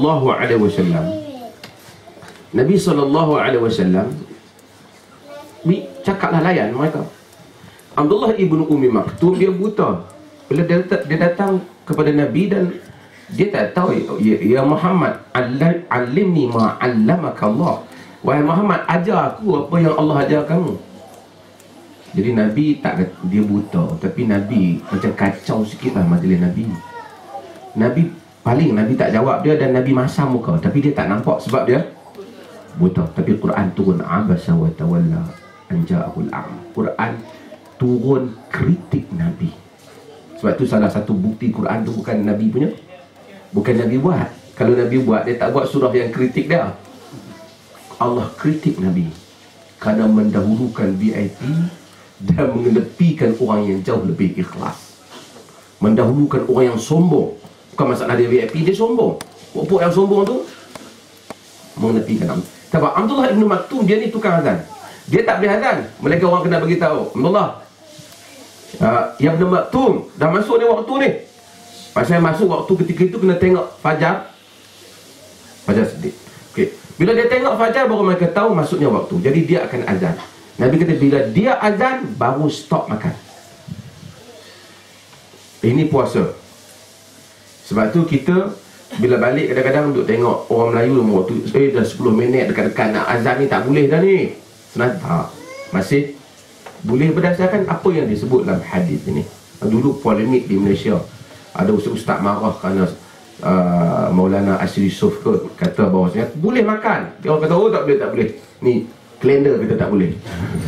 Kalender tak usah kira lah. Nabi kata boleh. Nabi kata boleh. Okey. Ini adalah puasa. Kutiba alaikumus siyam kama kutiba alal ladzina min qablikum. Diwajibkan kepada kamu puasa seperti mana diwajibkan kepada orang-orang yang sebelum daripada kamu. Allah Azza wa Jalla menyatakan puasa ni telah diwajibkan kepada orang-orang yang sebelum daripada kamu. Maulana Abdul Hasan Ali An-Nadwi, dia tulis buku yang bagus, ceritakan puasa dalam Yahudi, puasa dalam Kristian, puasa dalam, saya baru ni saya lupa, saya ada tulis apa tengok dalam Facebook saya tentang rabai daripada Israel. Dia hadir masa satu conference Harun Yahya, saya juga hadir. Dia ceramah tentang amalan Yahudi. Jadi termasuk amalan puasa sama, dan termasuk cara semayang Yahudi, pergerakan yang sama. Dia cerita bahkan ketika saya semayang Maghrib, dia semayang tepi saya dengan pakaian rabat, dan dia semayang sama. Dan dia cerita inilah Yahudi yang asal, maksudnya kitab Yahudi yang asal. Dan ada Facebook dia ramai, saya ingat ratusan orang juga, ribuan orang ikut seluruh dunia, termasuk orang daripada Arab, yang dia akan ajar apakah ajaran Yahudi yang asal. Agama tidak mengenepikan hakikat bahawasanya Islam tak nafi bahawa puasa ni telah dibuat oleh agama-agama yang terdahulu. Sebab tu Islam dia tak menolak benda yang baik yang datang daripada agama lain. Nabi apabila sampai ke Madinah, Nabi tengok orang Yahudi berpuasa Ashura. Tahu Ashura? Ashura ni bulan apa? Sebab orang Melayu bila sebut Ashura, yang terbayang ialah bubur. Itu salah. Ashura tu sebenarnya Asyara 10 Muharram. Bila puasa 10 Muharram, bila Nabi datang, Nabi tengok Yahudi berpuasa di Madinah. Nabi tanya pasal apa? Mereka kata pada hari ini hari pelepasan Musa alaihi salam. Nabi kata, ana ahaqqu bi Musa minhum. Aku lebih layak untuk menghormati, menghargai Musa dibandingkan mereka. Dan Nabi berpuasa. Nabi berpuasa. Ini satu perkara yang baik yang kita kena belajar. Nabi sebut al-anbiya'u ikhwatun Allah, ummahatuhum syatta wa dinuhum wahid. Hadis riwayat Imam Bukhari. Nabi-nabi itu saudara yang berbeza-beza keluarga. Ibu mereka itu berbagai-bagai, tetapi agama mereka satu. Ini kesatuan yang diajar oleh Nabi tentang hubung kait. Saya teringat, walaupun Ali Al-Imam, dia ni Syiah, tapi dia pernah berucap masa saya duduk di Universiti Jordan dulu, masih buat masa first degree lama. Tapi saya rasa satu perkara yang bagus dia cakap. Dia kata agama selalu mengajar kita tentang hubungan ini. Bila kita memijak kaki kita ketika tawaf, agama mengingatkan kita tentang Ibrahim, supaya dia bagi tahu bukan saja engkau yang telah pijak tempat ini, telah pijak tempat ini hamba-hamba Allah lain yang telah taat, termasuk Nabi Ibrahim alaihissalam, seperti Nabi Allah Ibrahim alaihissalam. Bila kau berpuasa, kau kena tahu bahawa bukan kau berpuasa pada hari ini, ia telah dilakukan oleh hamba-hamba Tuhan yang lain. Sebab itu dia kata, penting dia menyebut kama kutiba 'alal ladzina min qablikum, supaya kita merasakan adanya hubung kait dari segi sejarahnya antara kita dan orang-orang yang terdahulu daripada kita yang menyelusuri jalan yang sama di dalam perjuangan. Supaya kita tidak merasakan, bab kata Syekh Qutb, jika kita merasakan kita adalah orang yang memula dan mengakhiri perjuangan, maka kita akan merasa kita ini sempit dan kita akan merasa kecewa. Tetapi apabila kita sentiasa merasa kita adalah orang yang menyambung perjuangan yang telah dimulakan sejak sekian lama, dan selepas daripada kita ini akan ada orang lain yang akan menyambungnya, dan kita akan merasakan sesungguhnya kesinambungan dataran kehidupan itu begitu luas dan perjuangan itu begitu panjang sejarahnya. Maka dia kata kama kutiba 'alal ladzina min qablikum, sebagaimana difardukan kepada orang-orang yang sebelum daripada kamu, supaya kita dapat merasa nilai itu. Sebab itu Nabi, saya pernah sebut di sini, apabila pergi ke Taif dan dia dilontar oleh dengan batu sehingga cedera, dan apabila datang seorang lelaki kepada dia, iaitu Adas, dia datang kepada Nabi SAW, dia bawa anggur dalam keadaan Nabi begitu cedera dan dahsyat diperlakukan oleh penduduk Taif. Dan apabila Nabi ambil anggur itu dan Nabi masuk ke mulutnya, Nabi kata Bismillah. Kata Adas, aku tak pernah dengar perkataan ini disebut oleh orang negeri ini. Nabi tanya Adas, min aina anta ya Adas? Kau orang mana Adas? Adas ni Kristian. Dia ni dia pekerja dia pekerja saja, tapi dia kesian kepada Nabi. Dia Kristian. Dia kata, min Ninawa, aku daripada Ninawa. Tuan-tuan, dulu ni tak ada ambil handphone. Kita apa nak Google Ninawa kat mana, tak ada lah. Kan? Bukan senang tempat ni jauh-jauh. Ninawa ni, tuan-tuan dah dengar Ninawa? Tu terang duk cari dalam Google. Kan? Jadi Ninawa ni, kita tak nak sebab saya kata nak dengar Ninawa, dengar masa Iraq kena serang dulu. Bom di Ninawa ni kampung kat Iraq. Min Ninawa, dia kata kepada Nabi SAW. Orang biasanya tak tahulah Ninawa ni. Nabi kata kepada min qaryatir rajul salih Yunus bin Matta. Nabi kata daripada kampung lelaki saleh Yunus bin Matta, Nabi Yunus. Adas ni dia terkejut, pasal biasanya orang Arab tak tahu ni. Dia kata wa ma yudrika man Yunus bin Matta, apa yang kau tahu tentang Yunus bin Matta? Dia tak tahu Nabi siapa Adas. Dia kesian je, dia tak masuk campur ni cerita Nabi kena lontar ni.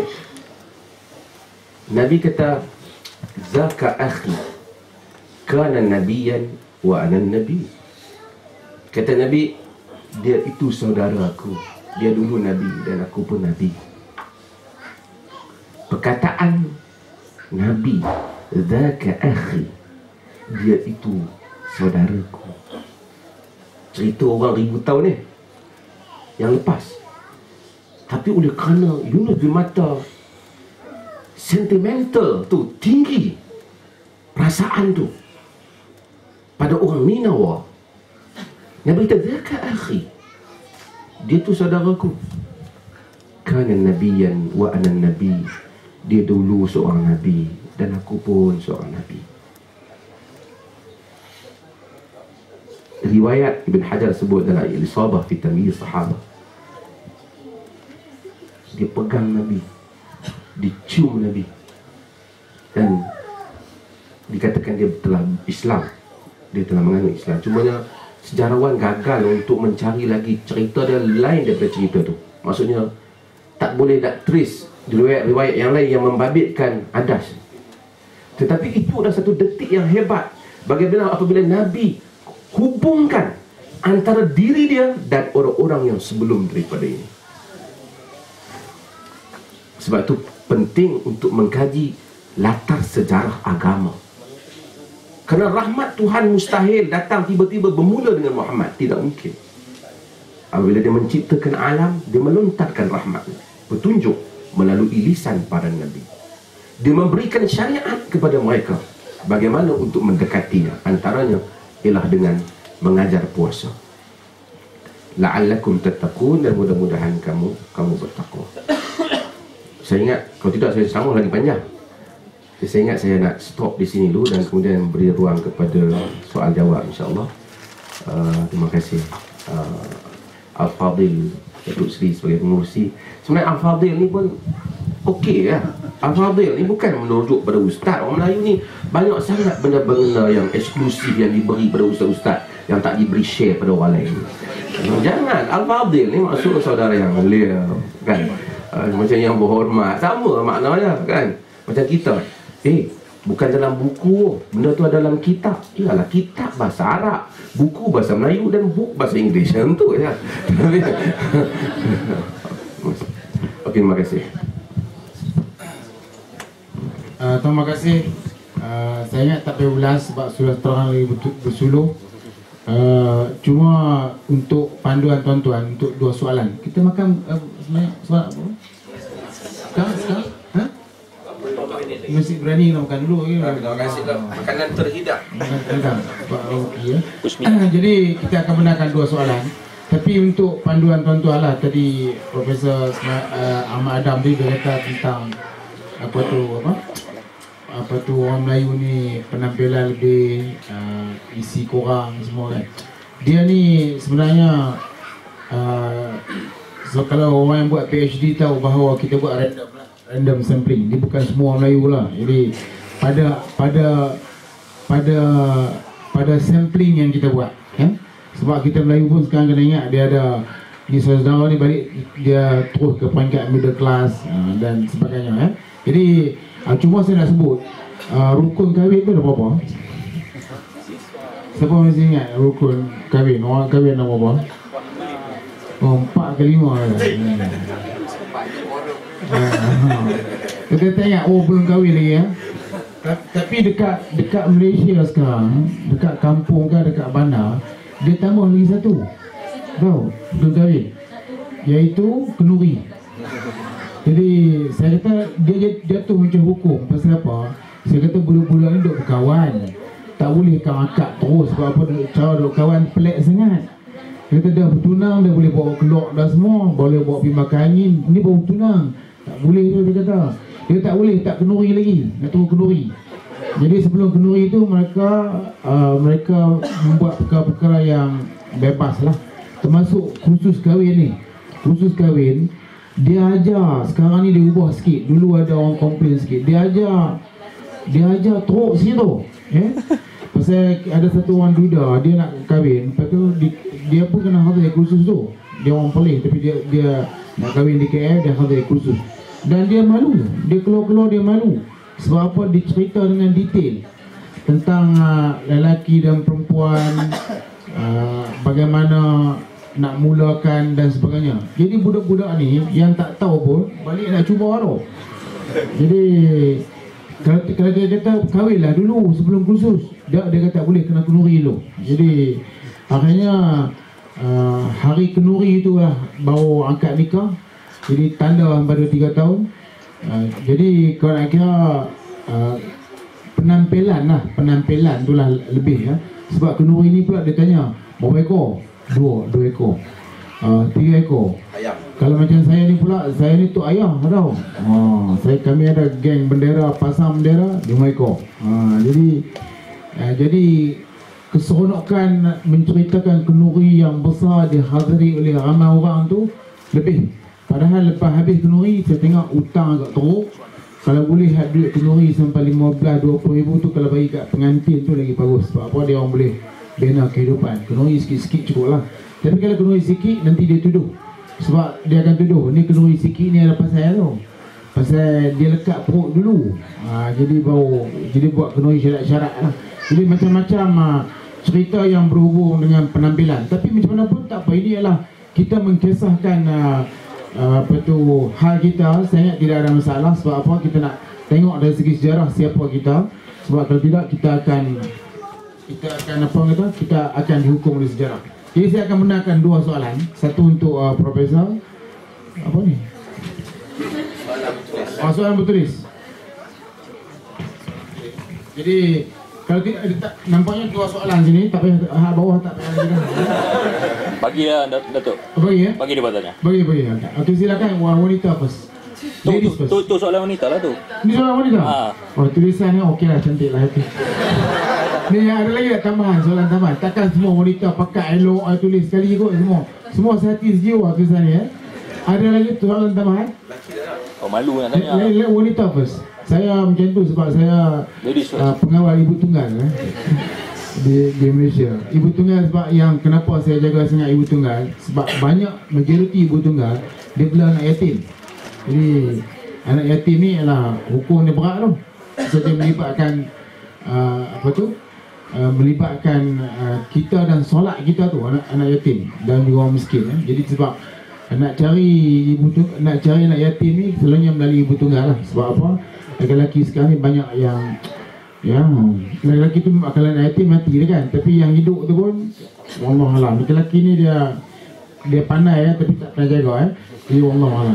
Ada soalan nak pada wanita? Tak. Kemudian anak lelaki pula lah. Tapi tak payah kata lelaki dewasa atau muda, semua lelaki. Ada soalan? Ya.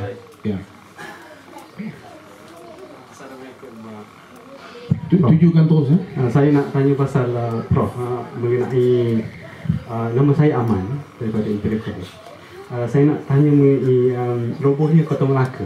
Mengenai saya ada terdengar, ada terbaca which is sebenarnya Kota Melaka ni dirobohkan oleh Stamford Rifle instead of daripada peperangan. William Farquhar. Okey. Kan semasa peperangan antara Portugis dan Melaka. Kota tu bukan kota buatan orang Melayu. Orang Melayu tak tahu buat kota. Daripada penyelidikan saya sumber-sumber Portugis, kekalahan orang Melayu Melaka adalah kerana kurang ilmu. 5 kali Raja Melaka pergi ke negeri China. Dan kita tahu orang China tu maju dari sisi sains, tahu buat dynamite, bom Tapi orang Melayu tak belajar. Duduk lama, ada sampai 6 bulan, setahun. Raja Melaka sebelah beri. Tapi orang Korea, China memang lokit dengan ilmu. Korea pergi, sejarah Korea kata, pergi ke negeri China, dia belajar tentang astronomi, belajar buat bom. Kita tak belajar. Buat kota, orang Jawa tahu buat kota. Orang Melayu buat kota, dia bila Portugis datang Surah Melaka tahun 1511 tu, cuma pokok-pokok leban. Pokok leban ditanam, dipacak di pantai. So apa yang orang Portugis buat, dia buat seperti pengalamannya di Goa. Bila dia musnahkan komuniti Islam di sana, dia bakar tu kayu. Jadi bila dia bakar, dia tembak dengan meriam besar dia. Dari segi teknologi memang kita kalah susah nak lawan dengan apa meriam. Ada satu lagi yang saya baca, dia kata semasa Portugis nak serang, dia few kali yang Abu Turki nak serang, tapi disebabkan oleh meriam daripada orang lain yang dapat saya beli daripada kerajaan Turki yang Sabah. Masa itu tak betul tu. Aceh dia. Orang Melayu ada meriam. Memang dulu ada di Museum Melaka di Kuching. Tapi meriam dia kecil je. Meriam buluh. Lela rempaka, bunyinya besar. Lela rempaka. Meriam dia kecil. Dan dari segi strategi, Portugis tak ramai. Dia antara 800 dan 900 orang dia datang. Orang Melaka ramai. Tapi kerana strategi perang tu, kita tak ada sistem askar yang terlatih, strategis. Maknanya kita, dan kita mesti faham yang diheboh-hebohkan tamadun Melayu. Kerajaan Melaka cuma berusia 111 tahun saja. Daripada 1400 kena jatuh 15-11. So macam mana nak kita mengukurkan? Satu, ilmu tak ada. Kita heboh-heboh tentang Islam. Tapi dalam kerajaan Melaka tak ada rekod. Dalam sejarah Melayu tak ada rekod. Sekolah pondok tak ada. Ulama besar yang menghasilkan karya-karya tak ada. Yang ada dari Aceh ada, Banten ada, Melayu tak ada. Maknanya Aceh pada masa tersebut Aceh dah ada. Aceh kemudian Linkage dengan Turki. Ya. Tapi itu abad ke-16 ke 17.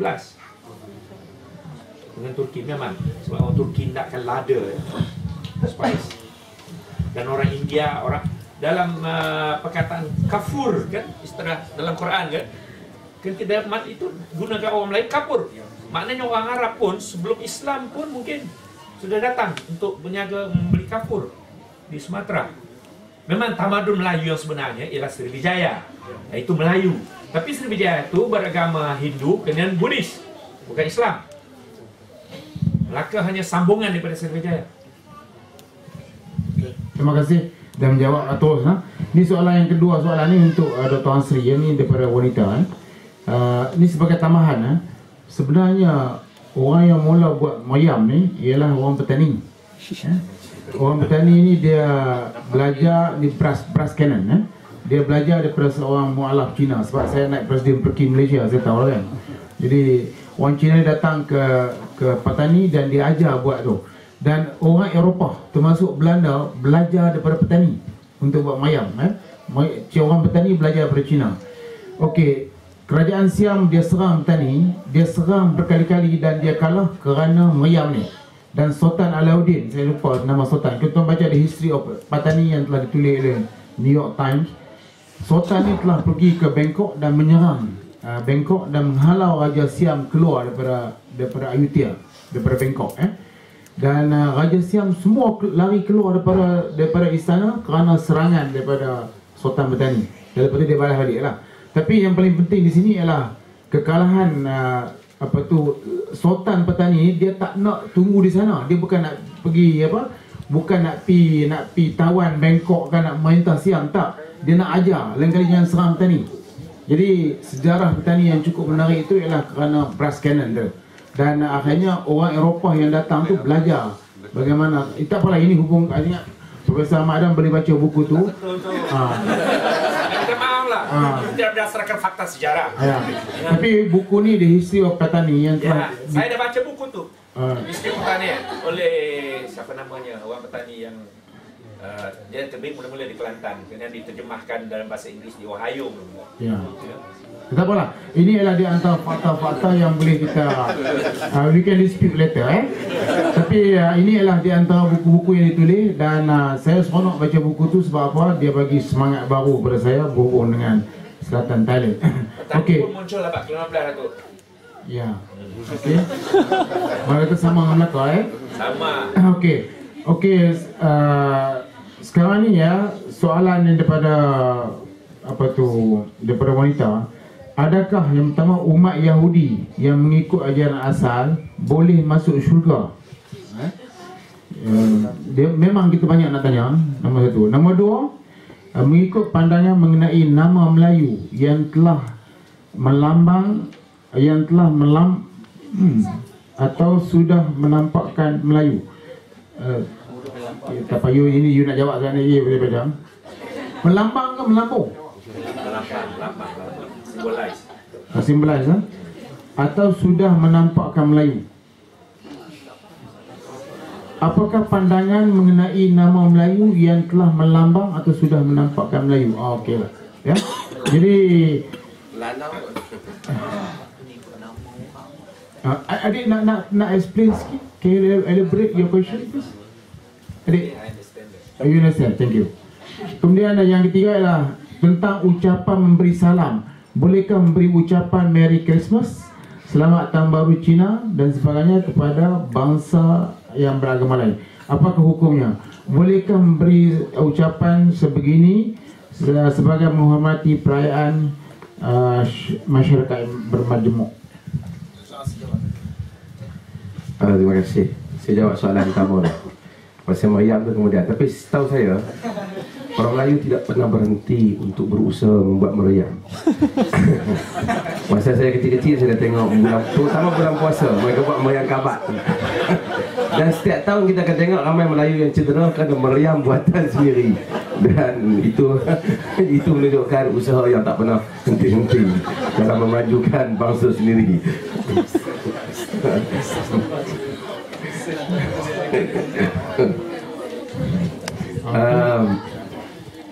Adakah Yahudi selamat ataupun tidak?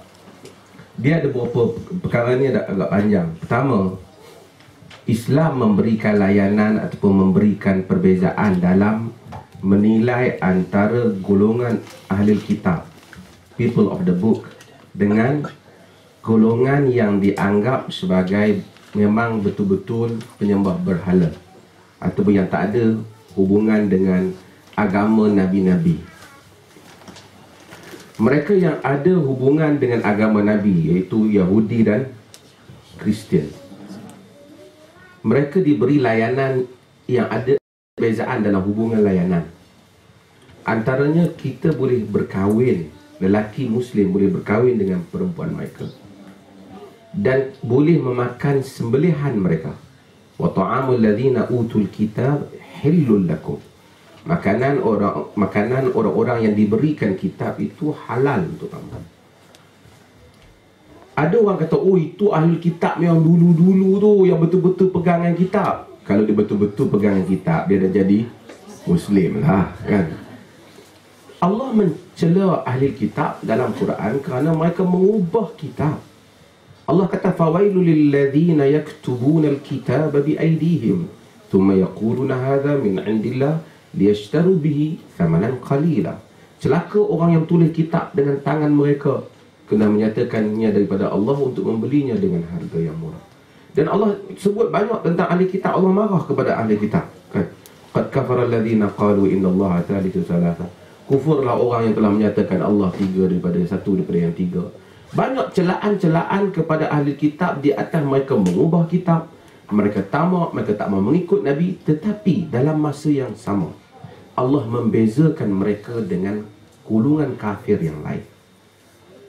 Sebab itu Allah menyatakan, lam yakunil ladzina kafaru min ahlil kitabi wal musyrikin munfakin hatta ta'tiyahumul bayyinah. Tidaklah orang-orang kafir di kalangan ahli kitab dan musyrikin itu berpecah melainkan setelah datang kepada mereka keterangan. Allah kata orang kafir, kafir ni maksudnya mereka yang tak percaya. Kataan tu agak heavy zaman ni. Tapi maksud orang yang tak percaya, engkar kepada ajaran Nabi. Tidaklah orang yang mengingkar daripada ajaran Nabi di kalangan kafir, di kalangan ahli kitab dan musyrikin. Artinya Allah menyatakan kafir ada dua jenis. Satu kafir ahli kitab, satu kafir musyrikin. Allah bezakan. Allah bezakan. Sebab tu bila Allah bezakan, maka datang dalam surah Maidah kita dapati Allah bezakan. Maka Allah membenarkan makan sembelih. Sebab tu kalau orang tanya tentang kosher Yahudi, sembelihan orang Kristian, hukumnya adalah halal untuk dimakan. Selagi mana mereka menganggap halal dari segi agama mereka, maka halal untuk kita makan. Melainkan kita pasti dia tu nama je Kristian, memang tak percaya kepada apa semua, dia tak ikut, tak follow agama dia. Dia tidak Kristian. Kristian maksudnya dia follow, dia percaya kepada. Okey. Ini halal. Dan inilah fatwa yang berlegar di peringkat antarabangsa bahawa sembelihan daripada ahli kitab ni, Yahudi dan Kristian halal. Tak payah tanyalah Kristian ni bukan Kristian, mak bapak dia nenek dia dulu tok dek dia Kristian. Kristian. Allah kata orang-orang Nasara. Mereka itu percaya pada Isa dan menyatakan Isa sebagai anak Allah dan semua. Dalam masa yang sama Allah berikan kelebihan ini kepada mereka. Itu satu perkara. Jadi ada tak perbezaan hubungan kita? Ada hubungan antara kita dengan, sebab tu orang kata kita ni tak boleh berkasih sayang dengan orang kafir dalam orang-orang Yahudi dan Kristian. Dalam kalau kita generalize, benda tu tak mungkin betul dalam semua keadaan. Kerana kalau isteri kita Yahudi ataupun isteri kita Kristian, tentu kita cinta kat dia.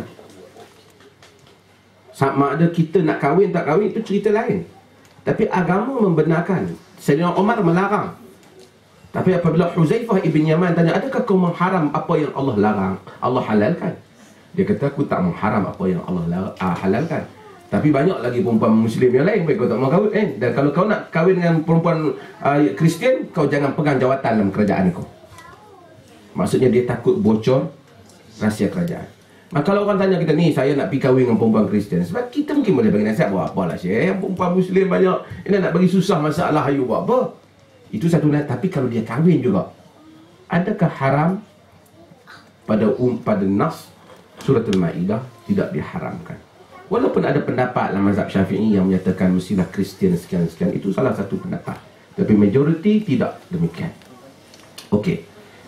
Ini perkara ni kita kena tahu, bila balik pada bangsa Yahudi sebagai bangsa,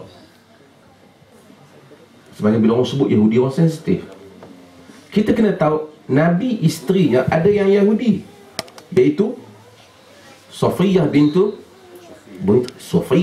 Huyai. Safiyah. Jadi bila mai kat Melayu dia panggil Sepiah atau apa Sopiah.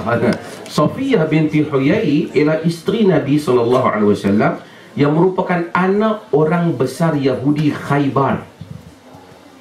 Bila Islam perang Khaybar, anak orang dia Yahudi dan dia isteri Nabi. Dan Nabi ada sahabat-sahabat Yahudi yang baik dengan Nabi, termasuk ialah Abdullah bin Salam. Sahabat Yahudi. Okey. Adakah Yahudi ni, kalau dia amalkan agama Yahudi, dia boleh masuk syurga?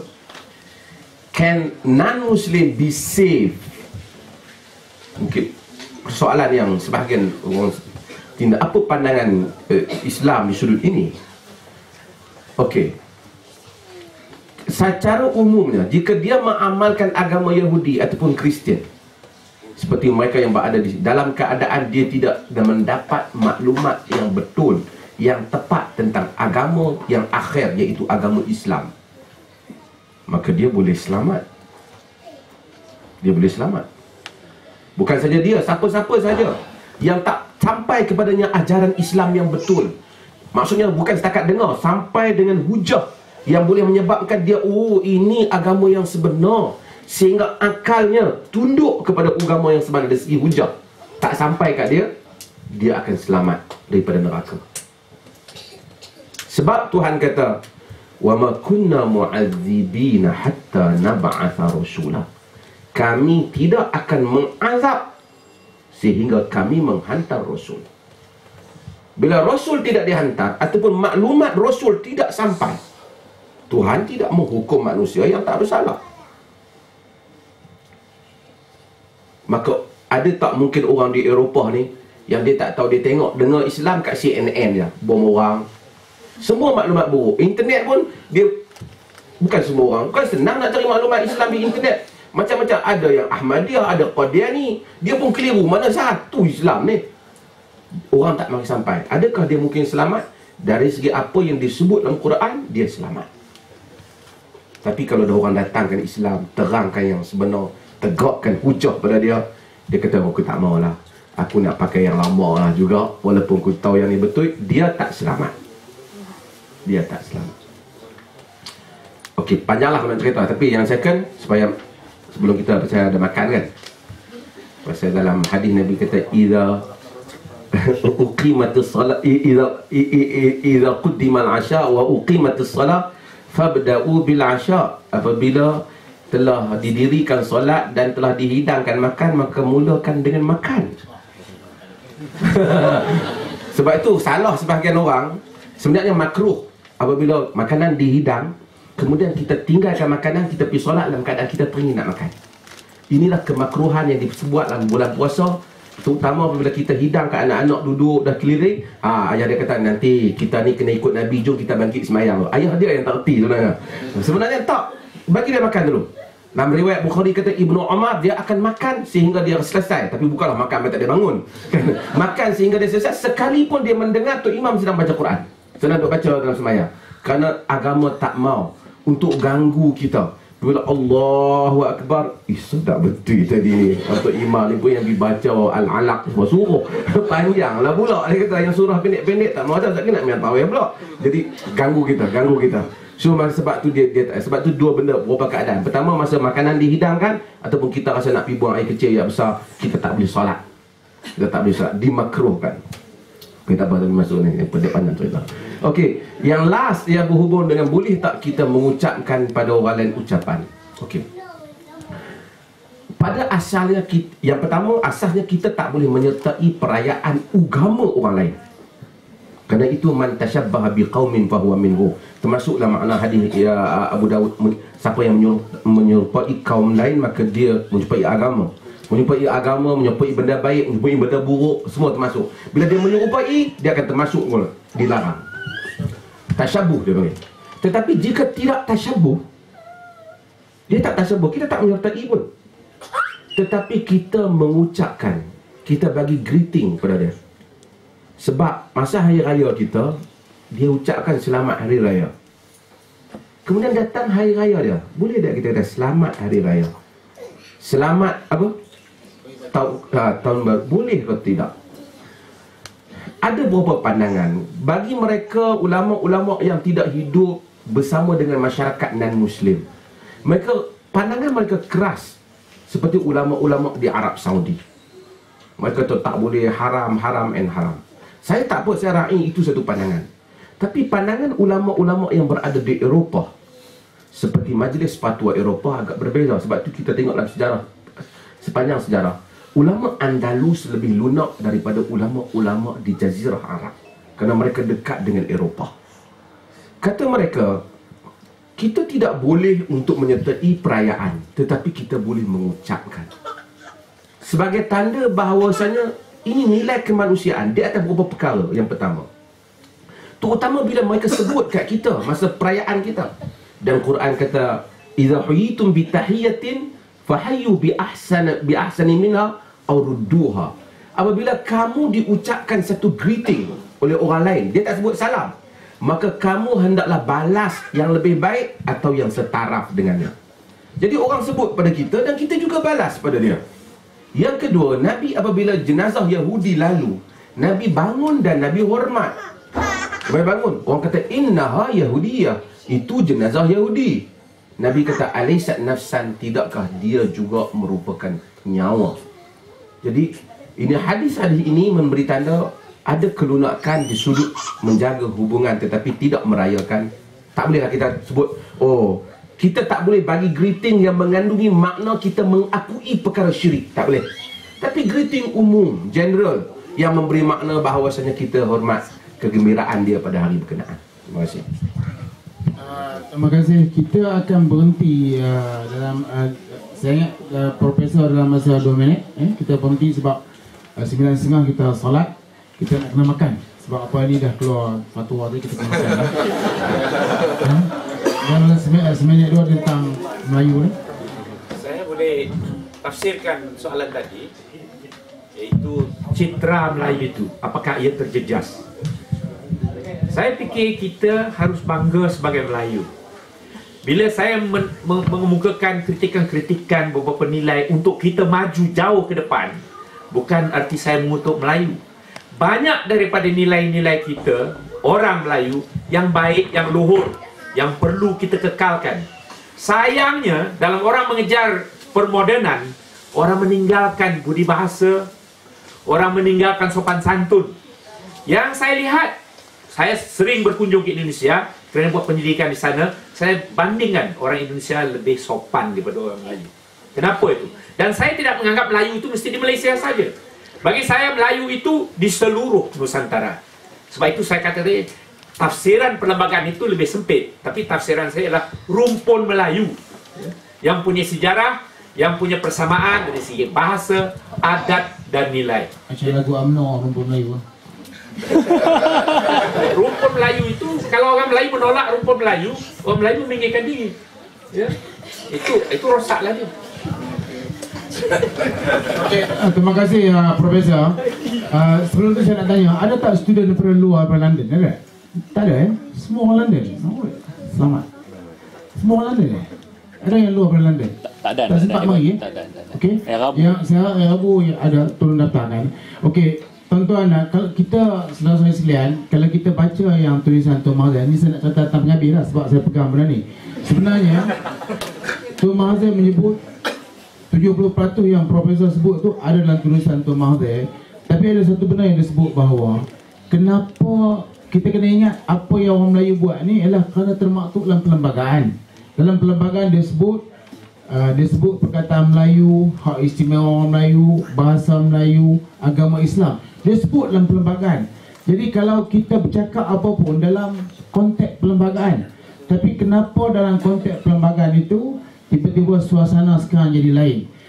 Kalau kita nak bincang tajuk ni dan juga hari ni kita bawa ni cukup cantik ni, Melayu dan Islam sajalah nak ni kan, nak bagi tuan-tuan fikir. Kemudian kita nak bincang tajuk ni, dan lepas tu kita, pada pandangan saya lah sekarang ni, kalau dalam mana-mana restoran kalau tak boleh jumpa orang kritik orang Melayu ni, kira kalau jumpa tiba-tiba dalam tempat orang duk bersembang tu tidak ada seorang pun kritik orang Melayu.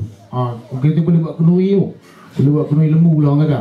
Demikianlah teruknya orang Melayu kena kritik, sampai ada orang yang bukan Melayu kerana kesian kat Melayu, dia lebih Melayu daripada orang Melayu, iaitu Profesor Dr. Ridwanti. Jadi dia kesian tengok orang Melayu, dia akhirnya dia lebih Melayu daripada orang Melayu. Walaupun apa pun kita buat, perjuangan kita mesti terarah. Kalau saya sebut perkataan terarah ni, iaitu kalau sekiranya perjuangan kita tidak terarah dan kita tidak ada hala tuju, dia mesti ada penghabisannya. Kita kena pegang sesuatu. Kalau tidak ada penghabisan, kita berbincang secara umum, kita tak tahu tang mana kita nak monti, kita nak landing. Kita kena landing. Macam kalau sempat kita tengok Aisyah, ada lagi besok dalam Lusa. Jadi tengok dia, akhirnya dia hebat macam mana bermain di udara, tetapi akhirnya dia kena berhenti. Jadi perjuangan kita yang hebat ini, kita kena ada perhentiannya. Perhentiannya ialah bila PRU 13 yang datang nanti, supaya apa yang disebut oleh ahli-ahli sejarah dan juga fakta yang ada ni, 61%, ada setengah kata 62%, ialah orang Melayu yang beragama Islam. Orang Bumiputera 67%, dan lain-lain ialah terdiri daripada China dan India. Tapi saya nak ambil yang ni sebab ini berlaku kerana kita tak suka pakai fakta. Orang Melayu adalah 62% orang Melayu beragama Islam, tapi yang daftar pemilih hanya 52%. Orang Cina ada 21%, daftar pemilih ialah 30%. Orang India ada 7%, daftar pemilih ialah 7%. Jadi hebatnya kempen apa pun, kita kena ingat bahawa akhirnya bila orang semua semangat nak betulkan diri, sampai masa kita tak boleh betulkan diri sebab kita bukan pemilih. Hanya pemilih saja boleh betulkan diri dalam sistem negara demokrasi. Jadi perjuangan kita biar terarah, di akhirnya kita kena berhenti dan kita kena cari kata sepakat. Dan kata sepakat ini ialah kita harus buat bersama. Tak boleh kita mengharap pada pemimpin. Semua kita mesti bertanggungjawab kepada diri kita sebagai orang Melayu yang beragama Islam, dan juga lain-lain bangsa di Malaysia kena bertanggungjawab. Kita dah jumpa banyak pihak dan kita beritahu, seperti tulisan Ridwanti dalam Minggu Malaysia dulu, bahawa adalah tidak wajar bagi sebuah negara seperti Malaysia ni ada orang lain yang memikirkan bahawa mereka boleh perintah dan sebagainya. Kerana ini akan merosakkan kedudukan kaum, kedudukan bangsa itu sendiri.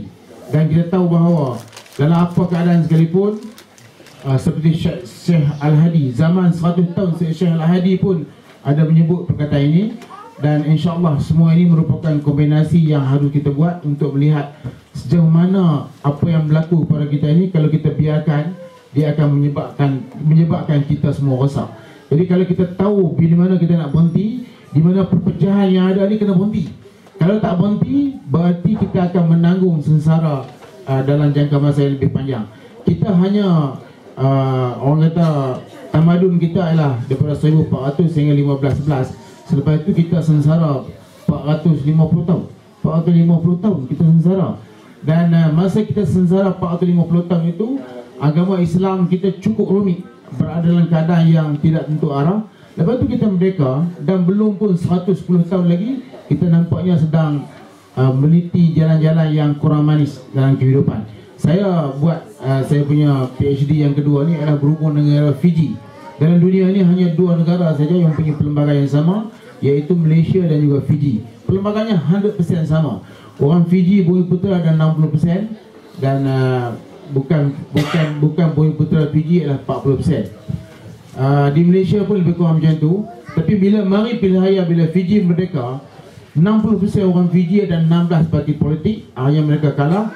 40% yang apa tu, yang bukan Bumiputera, mereka dapat undi popular 55%. Dan Perdana Menteri Fiji ialah namanya Chaudhry, dan negara itu berperang sampai ini dan berlaku perampasan kuasa yang cukup luar biasa. Pertama dibuat oleh tentera, yang kedua dibuat oleh orang biasa, orang ahli perniagaan buat rampasan kuasa.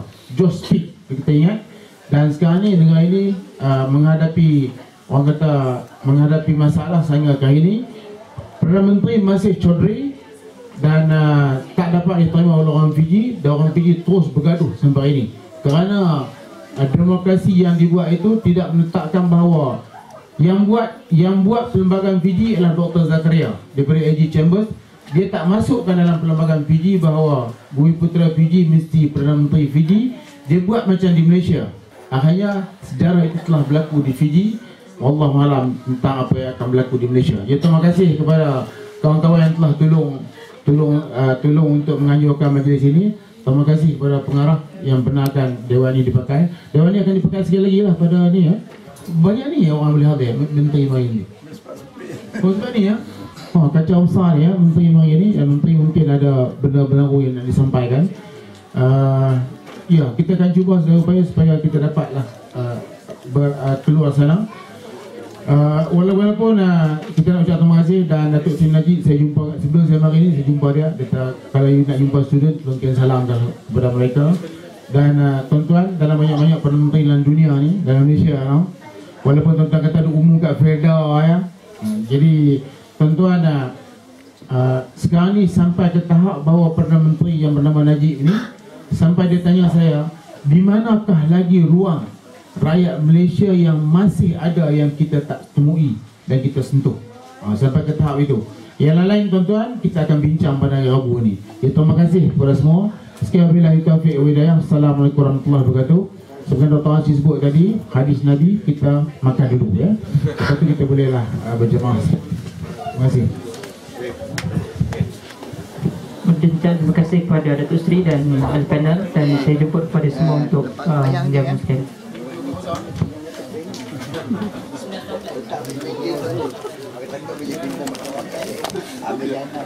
Datuk Seri ni Syaidah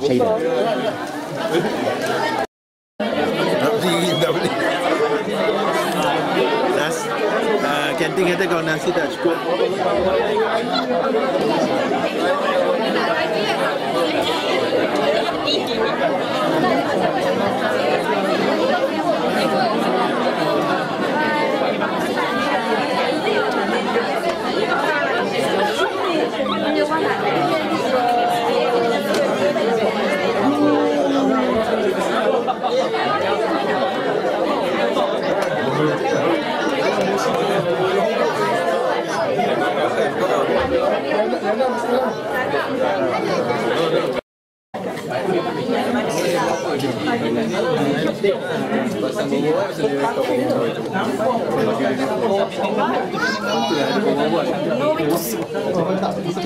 Just sit there, no problem. To me, this is Professor Ahmad Adam White.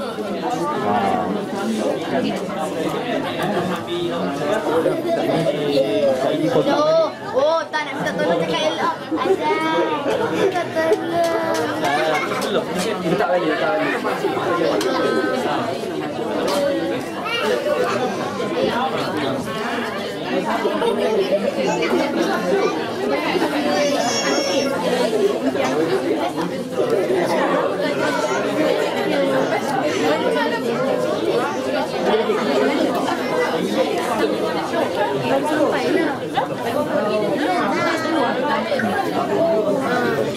Nanti lambat sikit sebab kita nak pakai alkohol. Jadi sambungnya kan mana dia dah orang tunggu. Oh, dia gaduh. Marah. Mana sampai tunggu dulu.